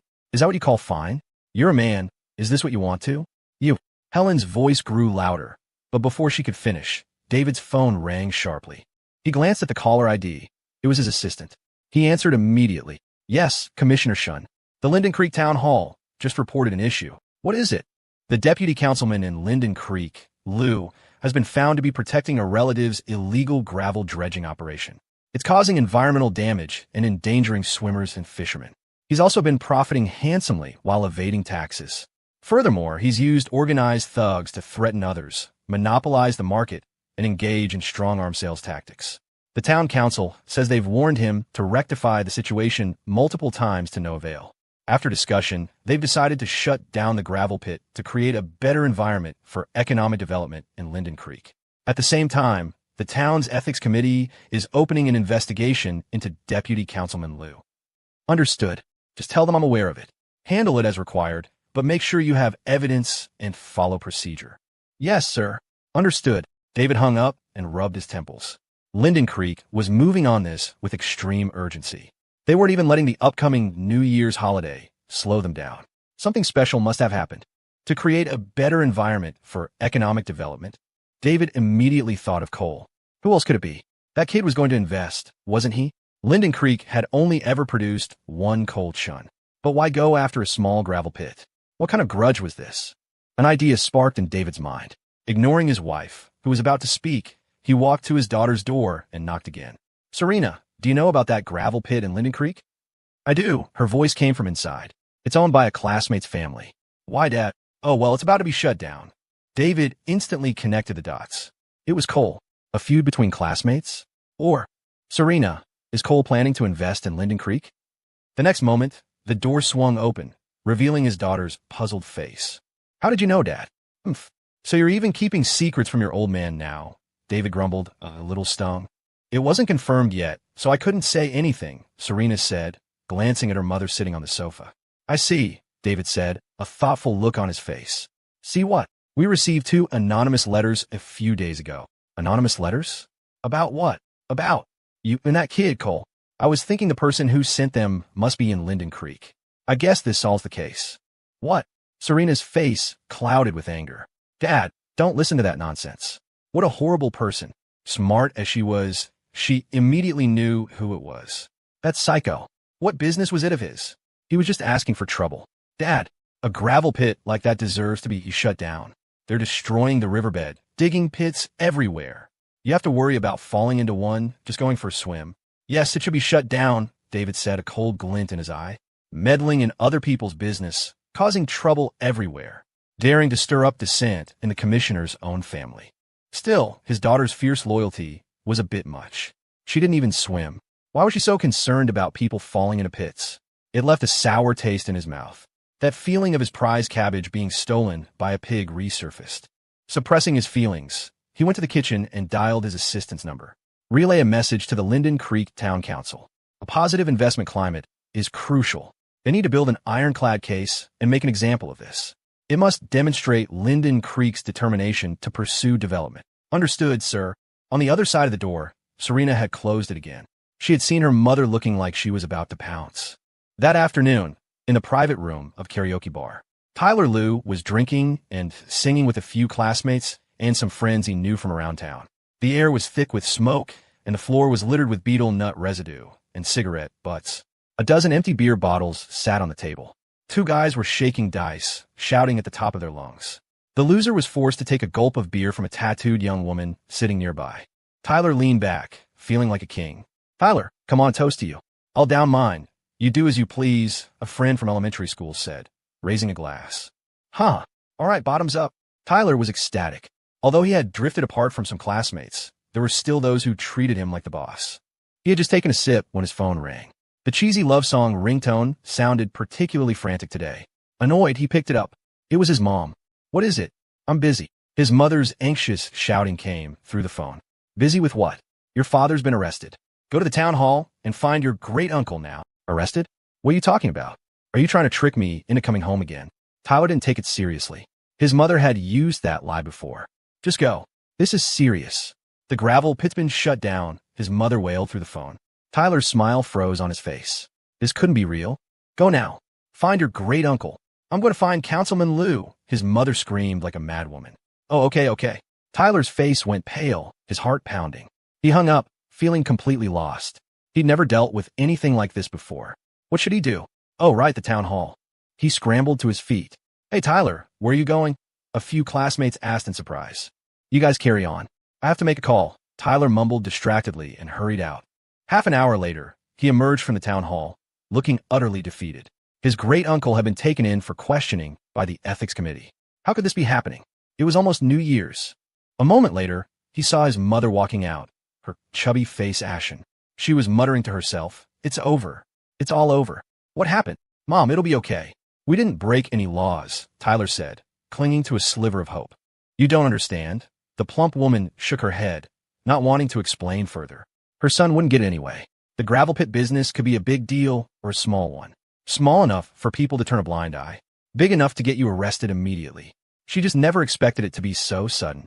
Tyler, drive me to the city. I need to ask the city manager's wife what's going on. Okay. Mother and son rushed to Rockford to visit the city manager's home. But the wife, with whom she had often played mahjong, refused to see them, claiming she wasn't feeling well. She hung up after a few brief words, and they never even saw her face. The woman's face turned a sickly green. She realized this situation was probably irreversible. Mom, what do we do? Tyler was on the verge of tears, completely at a loss. What can we do? I told you to stop fooling around all day. What are you crying for, you little brat? The woman screamed. Mom, don't yell at yourself, Tyler said, his mind a complete blank, not knowing what to say. Thwack! The woman slapped him on the back of the head. Useless. Go home. Get your uncles together and figure out who we pissed off. Okay. Mother and son rushed back to Linden Creek. In the car, the woman furiously threw her phone. Fine. All of you stay away. The gravel pit's accounts had been frozen. Her own account, which had received multiple transfers from her husband, was also frozen. She just couldn't figure out. Her husband wasn't usually that arrogant. Who could he have offended? She suddenly glanced at her son in the driver's seat. Tyler, did you offend someone? What? No. Tyler denied it instinctively, but his heart skipped a beat. It couldn't be, could it? It's not that serious, right? And there's no way he could know it was me. But a mother knows her son. The plump woman knew exactly what kind of person her son was. She roared in frustration. Say no one more time. I won't say anything while you're driving, but when we get home, you're going to tell your uncles everything you've been up to. Tyler's heart pounded in his chest, his usual swagger completely gone. A subconscious feeling told him it was very possible. How else could it be such a coincidence? The moment Cole Chun came back, the gravel pit ran into trouble. When they got home, a roomful of relatives was waiting. All eyes were on Tyler. They all knew the gravel pit hadn't caused any recent trouble. As long as no one died, nobody cared. The only possible source of the problem was their nephew, who drove around all day, living a carefree life. Under the pressure, Tyler stammered, I don't know if it's because of that. Spit it out. What did you do? The plump woman was so angry her chubby face trembled. I reported Cole Chun from Headline today. My classmate. A shiver ran down Tyler's spine. Reported him? You reported your classmate. What exactly happened? Tell us in detail. Tyler's eldest uncle demanded, frowning. After a long moment, slap. His maternal uncle slapped him across the face, furious. Are you sick in the head? You have nothing better to do than stir up shit? The guy's huge now. What does his life have to do with you? And you fucking reported him to the Shin family? You're so stupid you might as well be dead. Your mom's not too old. She can have another one. Uncle, I didn't know it would turn out like this, Tyler mumbled, clutching his face. His first instinct was to lash out, but seeing the grim expressions on his other uncles' faces, he didn't dare. His mother was trembling with rage, gasping for air. Go. Go apologize to your classmate. Do whatever it takes. Make him calm down. Otherwise, you're no son of mine. Mom, how am I supposed to go?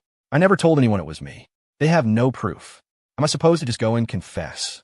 When it came to protecting himself, Tyler suddenly found his wits. You idiot. What proof do they need? Huh? Didn't you see your father get arrested? And your great-uncle's family got dragged into it too. His eldest uncle screamed, jabbing a finger at his nephew's nose. Under pressure from all his relatives, Tyler tried to contact Cole through Facebook Messenger. He'd been blocked. He then tried Serena. Blocked there too. His mother couldn't stop herself and slapped him on the head again. Idiot. This is all your fault. Let's go. We're going to the Chins to apologize. Meanwhile, at the Young residence, Cole was sitting before John and Mary Young. He had been summoned, and Jasmine had been explicitly forbidden from coming with him. Is your sister not good to you? John Yang's voice was cold. No matter how much he liked this boy, he had to get to the bottom of this. Last night, his daughter had dodged the issue and run off.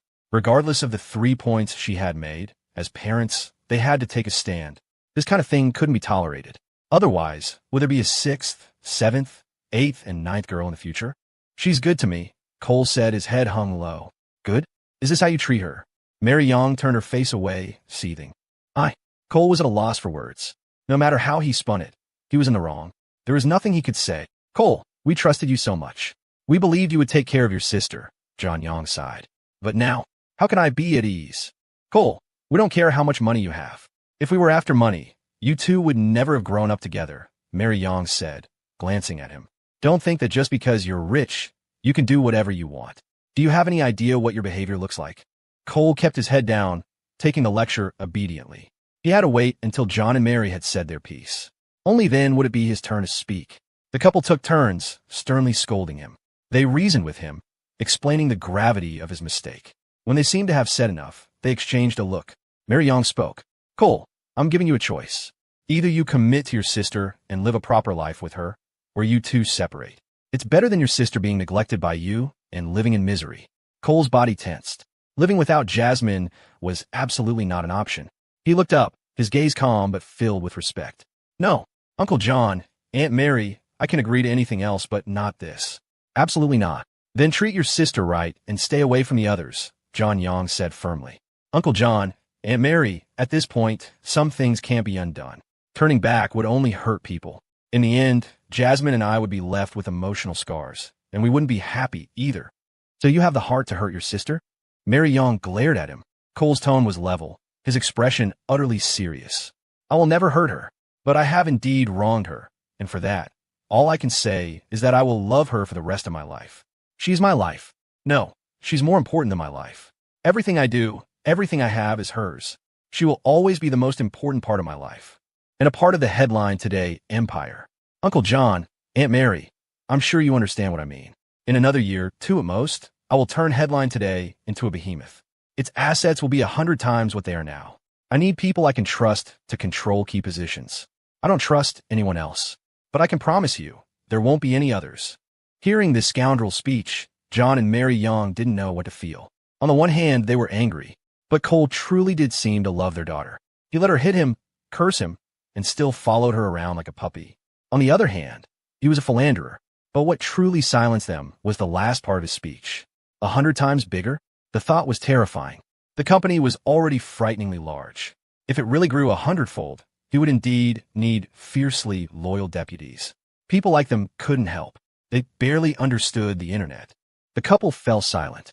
Cole knew he had said what he needed to. Saying more would only complicate things. He too remained quiet. The room was steeped in silence.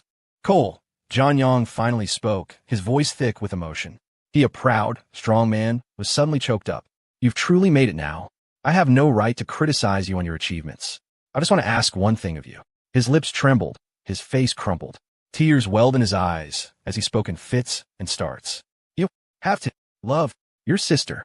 If one day you don't love her anymore, don't hurt her. You have to give her back to me in one piece. We were useless. We let her suffer this injustice. We don't want a penny of your money. You can even take the factory shares. This one thing. John Young broke down, sobbing. He wiped his eyes and walked into the bedroom, closing the door behind him. Cole froze, a wave of profound apology washing over him. His eyes turned red, stinging with unshed tears. "Cole, remember your uncle's words. We want nothing from you," Mary Young said, wiping away a tear of her own. "You should go. We said what we needed to say. I'm not well. This has been too upsetting. I need to rest." Cole lowered his head, took a deep breath, and looked at the closed bedroom door. He said to Mary, "Aunt Mary, I'll remember. I'll go now." "Yes, go." She didn't look at him. Filled with guilt, Cole bowed his head and left. As soon as the front door closed, the bedroom door opened again. John Young poked his head out. "He's gone. Gone." Did he feel guilty? "Yes, I think so." "Good. He needs to feel guilty often. Can't let him have it so easy." John's eyes were still a little red. "Hiss. I didn't rub this ginger on right. It stings. Quick, give me some water to wash my eyes." Mary brought him some water. As she helped her husband wipe his eyes, she said, "We need to get Jasmine to have a baby soon. Boy or girl, it doesn't matter. The firstborn is what's important. The eldest gets the most of the father's love. Once there are more kids, Cole won't be able to pay as much attention. She has to graduate first. Having a baby while she's still in school would disrupt things." Downstairs from the Chen's apartment, just as Cole arrived, he saw the people he least wanted to see. Tyler Liu and a portly woman. "Cole! Cole!" Tyler jogged over. "Can you please talk to the town council for me? I'm begging you." "Who are you?" Cole frowned. He was already in a bad mood, and now this. "It's me, Tyler Liu. I know who you are. You still owe me a pile of shit to eat? I remember. My dad's been arrested. Can you—" "Your dad got arrested? What's it got to do with me? Why are you looking for me?" "I didn't arrest your dad." "Well, no, but it's—" Tyler wanted to say it, but the words wouldn't come out. The plump woman got out of her car and walked over, a broad smile on her face. "Young. Mr. Chen, I'm so sorry. I should have come to pay my respects sooner. I've just been so busy." As she spoke, she was utterly shocked. She couldn't believe it. The handsome young man in front of her, dressed in unremarkable clothes, was a multimillionaire, and her son's classmate. She concealed her shock and put on a placating smile, hoping to find an opening. Don't. Ma'am, you've got the wrong person. I'm not any Mr. Chun," Cole said, waving his hands dismissively as he walked toward the building entrance. "I have urgent business. Whatever you're here for, I can only say you're looking for the wrong guy." The woman's face froze. He was refusing to even talk, and he was being brutally direct about it. "Cole, we're classmates. Are you really going to be this ruthless to a classmate?" Tyler shouted, unwilling to give up. Cole stopped and turned around. His calm, placid eyes held a sliver of ferocity. He let out a short, cold laugh. "You fucking remember we're classmates now? Now you remember we're classmates. Where were you before? And you have the nerve to come find me? Go home and think about what you've done. I have no idea what you're talking about. This is absurd. I'm coming back down in a bit. If I see you here again, I'm calling the cops for harassment." With that, Cole turned and walked into the building without a backward glance. He had no need for a classmate like that. If they hadn't provoked him, their gravel pit business would have had nothing to do with him. But since they insisted on being shit stirs, he had no choice but to be merciless. Tyler stood there, pale and stunned. His mind was buzzing. It was over. A million regrets flooded his heart. If he had known, why did he ever mess with him in the first place? He glanced at the gossiping neighbors nearby, then at his mother. Tyler felt a wave of panic, not knowing what to do. "What are you looking at? Go home. You worthless brat. Look at him. Then look at you. You'll be the death of me one day." The plump woman roared in shame and anger. She shouldn't have come. Who knew that appealing to their shared history as classmates would provoke such a strong reaction? Her son couldn't even speak properly. It was infuriating. It seemed hopeless now. Her husband would probably be released soon, but the gravel pit was finished. They'd have to pay fines, back taxes. And Councilman Liu, even though he was a relative, would probably hate their family from now on. Their good life was over. When he got home, he saw that the New Year's couplets had already been put up. Jasmine and Luna were in the kitchen preparing lunch. His parents were gone, probably out buying something. Jasmine was wearing an apron and sleeve protectors, slicing cured meat. The line of her jaw was as exquisite and perfect as ever, clearly defined against the backdrop of her black turtleneck sweater. The diamond necklace hung over her prominent chest. Her long eyelashes curled slightly upward as she focused on the knife. Her slender, pale fingers were a little red, probably from washing vegetables in cold water. Sensing his gaze, Jasmine turned her head, and a tender smile spread across her lips. Her beautiful, brilliant eyes were filled with a gentle, soothing comfort. She had obviously guessed that someone had just gotten a lecture. Cole stared, mesmerized, and grinned back. Jasmine was so beautiful. He couldn't help but pucker his lips and blow a kiss through the air. Jasmine shot him a sideways glance. The look was a mix of playful reproach and seductive charm, a charm that held a hint of deep satisfaction. Then she turned back to her work, concentrating on slicing the meat, ignoring her lecherous little brother. Luna was squatting on the floor, pinching the stems off chili peppers.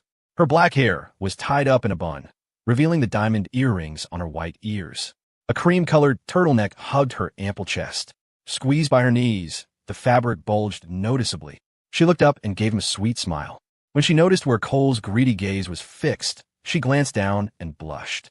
She quickly straightened up, putting a little distance between her chest and her knees. She looked at Cole again, her bright black eyes full of shy amusement. Cole couldn't resist puckering his lips and blowing her a kiss too. Luna pressed her lips together tightly and glanced quickly at Jasmine. Seeing that she hadn't turned around, she boldly puckered her own small lips and blew a kiss back to Cole. Then she buried her head and happily got back to work. Cole smiled contentedly. This life was amazing. He was almost envious of himself. One was sophisticated and elegant, occasionally sexy and alluring. The other was gentle and shy, occasionally passionate and fiery. And he thought there was one more, usually cool and distant, but capable of turning into a whimpering little baby in an instant. It was a shame she couldn't be here. Thinking of Serena, Cole felt a pang of sympathy. She had told him on Messenger that she was all alone in her room. This New Year's was probably not much fun for her. Cole's mind flashed to the face of his vice president, Yvonne Wang. Having returned to her hometown in glory, he couldn't imagine how full of herself she must be. She was probably surrounded by a crowd of relatives and neighbors. At that moment, in the city of Luoyang, Hunan province, the temperature was a few degrees above freezing, the air dry and cold. In a rural township, inside a large brick house with a spacious courtyard, Yvonne Wang, the great vice president, was being showered with attention. The younger generation was gathered around her, asking all sorts of questions. Her own brother and sister, her cousins, the kid from next door, a huge crowd. Two of the neighbor boys looked at her with a longing gaze that now held a sense of unreachable distance. The elders sat on the other side, another large circle of people. Her parents were the center of this circle, basking in the envy of their relatives and neighbors.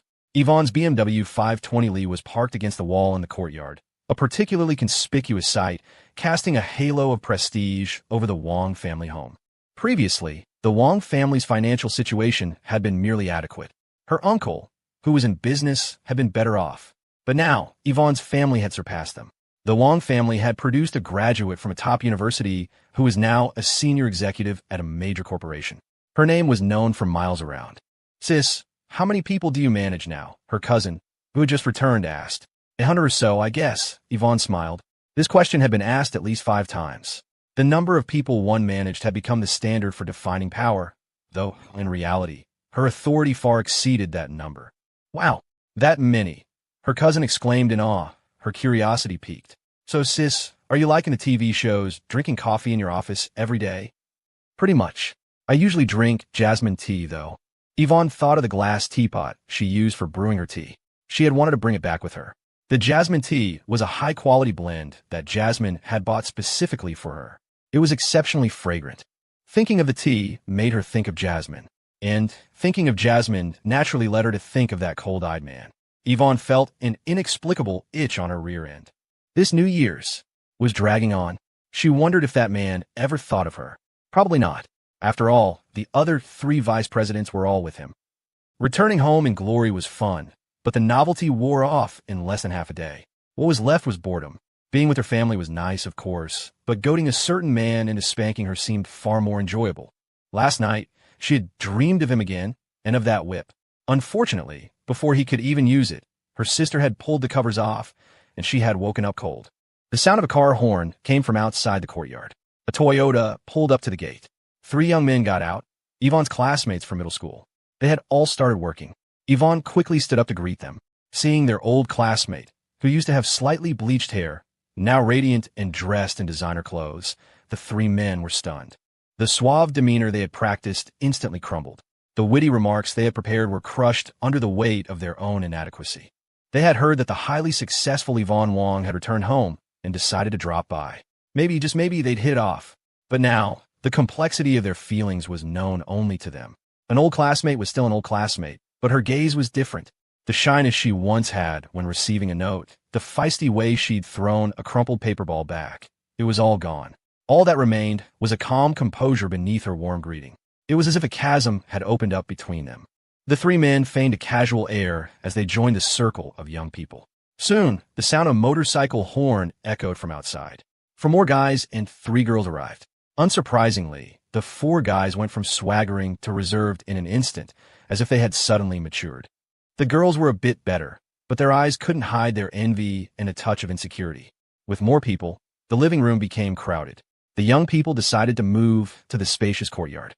The guys brought out straw and dry wood, placed it in a broken iron pot, and lit a fire. Yvonne, seasoned by countless business negotiations and dealings with executives from major internet companies, handled the situation with ease. She was generous and didn't neglect anyone. They were old classmates, and she wasn't one to put on airs. She even made a special effort to be extra attentive to the female classmates she had always been close with. Before long, she had warmed up the slightly chilly atmosphere. Suddenly, a slightly chubby female classmate asked, "Yvonne, why didn't you bring your boyfriend back with you?" Everyone looked at Yvonne, clearly interested in the answer. The guys, in particular, had a look of expectation in their eyes that was almost palpable. It was a different kind of expectation. "How can I bring a boyfriend if I don't have one?" Yvonne said, taking a sip from her thermos. She had thought no one would ask, but they did. "No way. How could you not have a boyfriend? The line of guys chasing you must be a mile long," the girl said, unconvinced.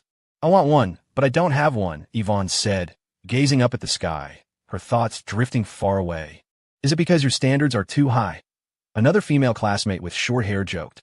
"A little bit, yeah," Yvonne admitted. "How could they not be high? There was only one of him in the whole world." When several of the guys heard, "I want one, but I don't have one," their eyes lit up. "She wants to be in a relationship. Doesn't that mean I have a shot?" A 6-figure salary awaited. If they won her over, they wouldn't have to struggle anymore. But the thought collapsed as quickly as it had formed.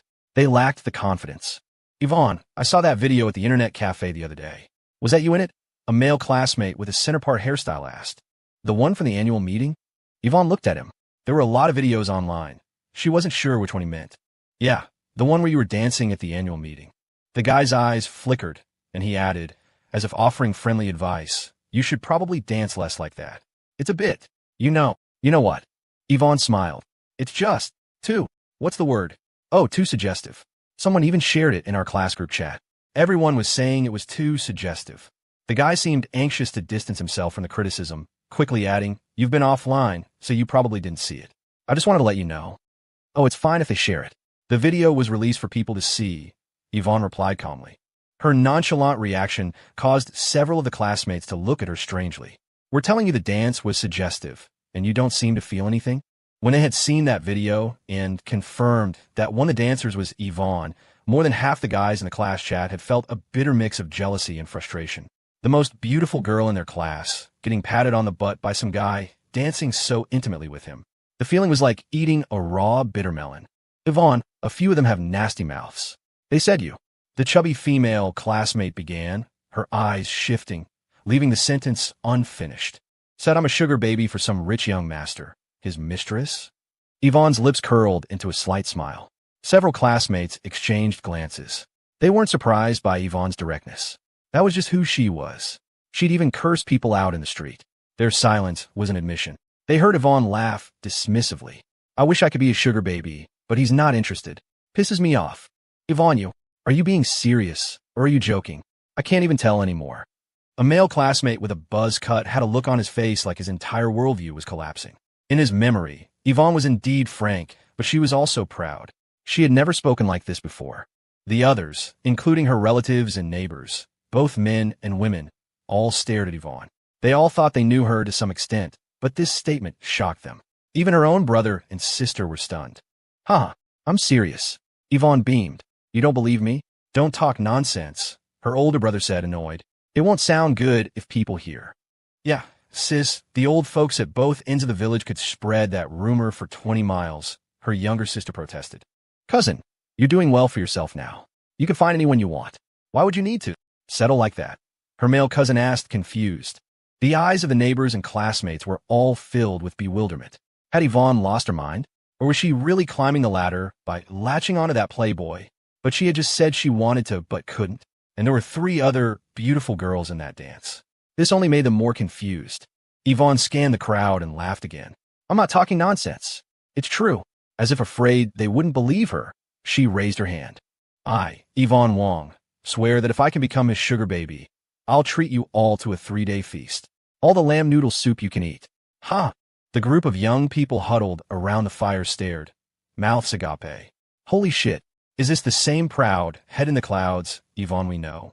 Yes and no. She clearly wasn't afraid of the village gossips at all. The male classmates' minds were a churning mess. They felt like their image of a goddess had shattered. It was truly heartbreaking. This was a fall from grace. How could you do this, Yvonne?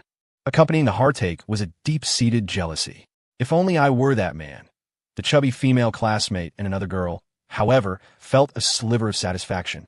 Yvonne was a gold digger. Her reputation was surely ruined. This made their own unbalanced feelings a little better. They were so much more noble than Yvonne.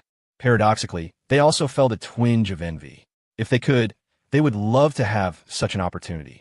Only the short-haired female classmate, who was good friends with Yvonne, burst out laughing. Yvonne, are you really serious? The center part guy asked, clinging to a final sliver of hope. Couldn't be more serious. Truer than true gold, Yvonne said with a smiling nod. Sis, are you delirious? Her older brother secretly winked at her, telling her to stop. Nope, I'm wide awake. Yvonne took another sip from her thermos, waving away the smoke from the burning wood. The guys seemed to have lost their interest in chatting. After sitting for a while longer, they made excuses about having things to do at home and left. Of the female classmates, only the short-haired girl remained, curiously asking about her work. The afternoon at the Wong house was lively, but Yvonne was getting annoyed. Yvonne's mom, this young man, is a rare find. He looks honest and reliable. Everyone in town knows he's a good son. He'll definitely be good to you too in the future.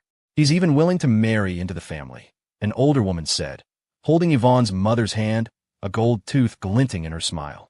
Another woman grabbed Yvonne's mother's other hand.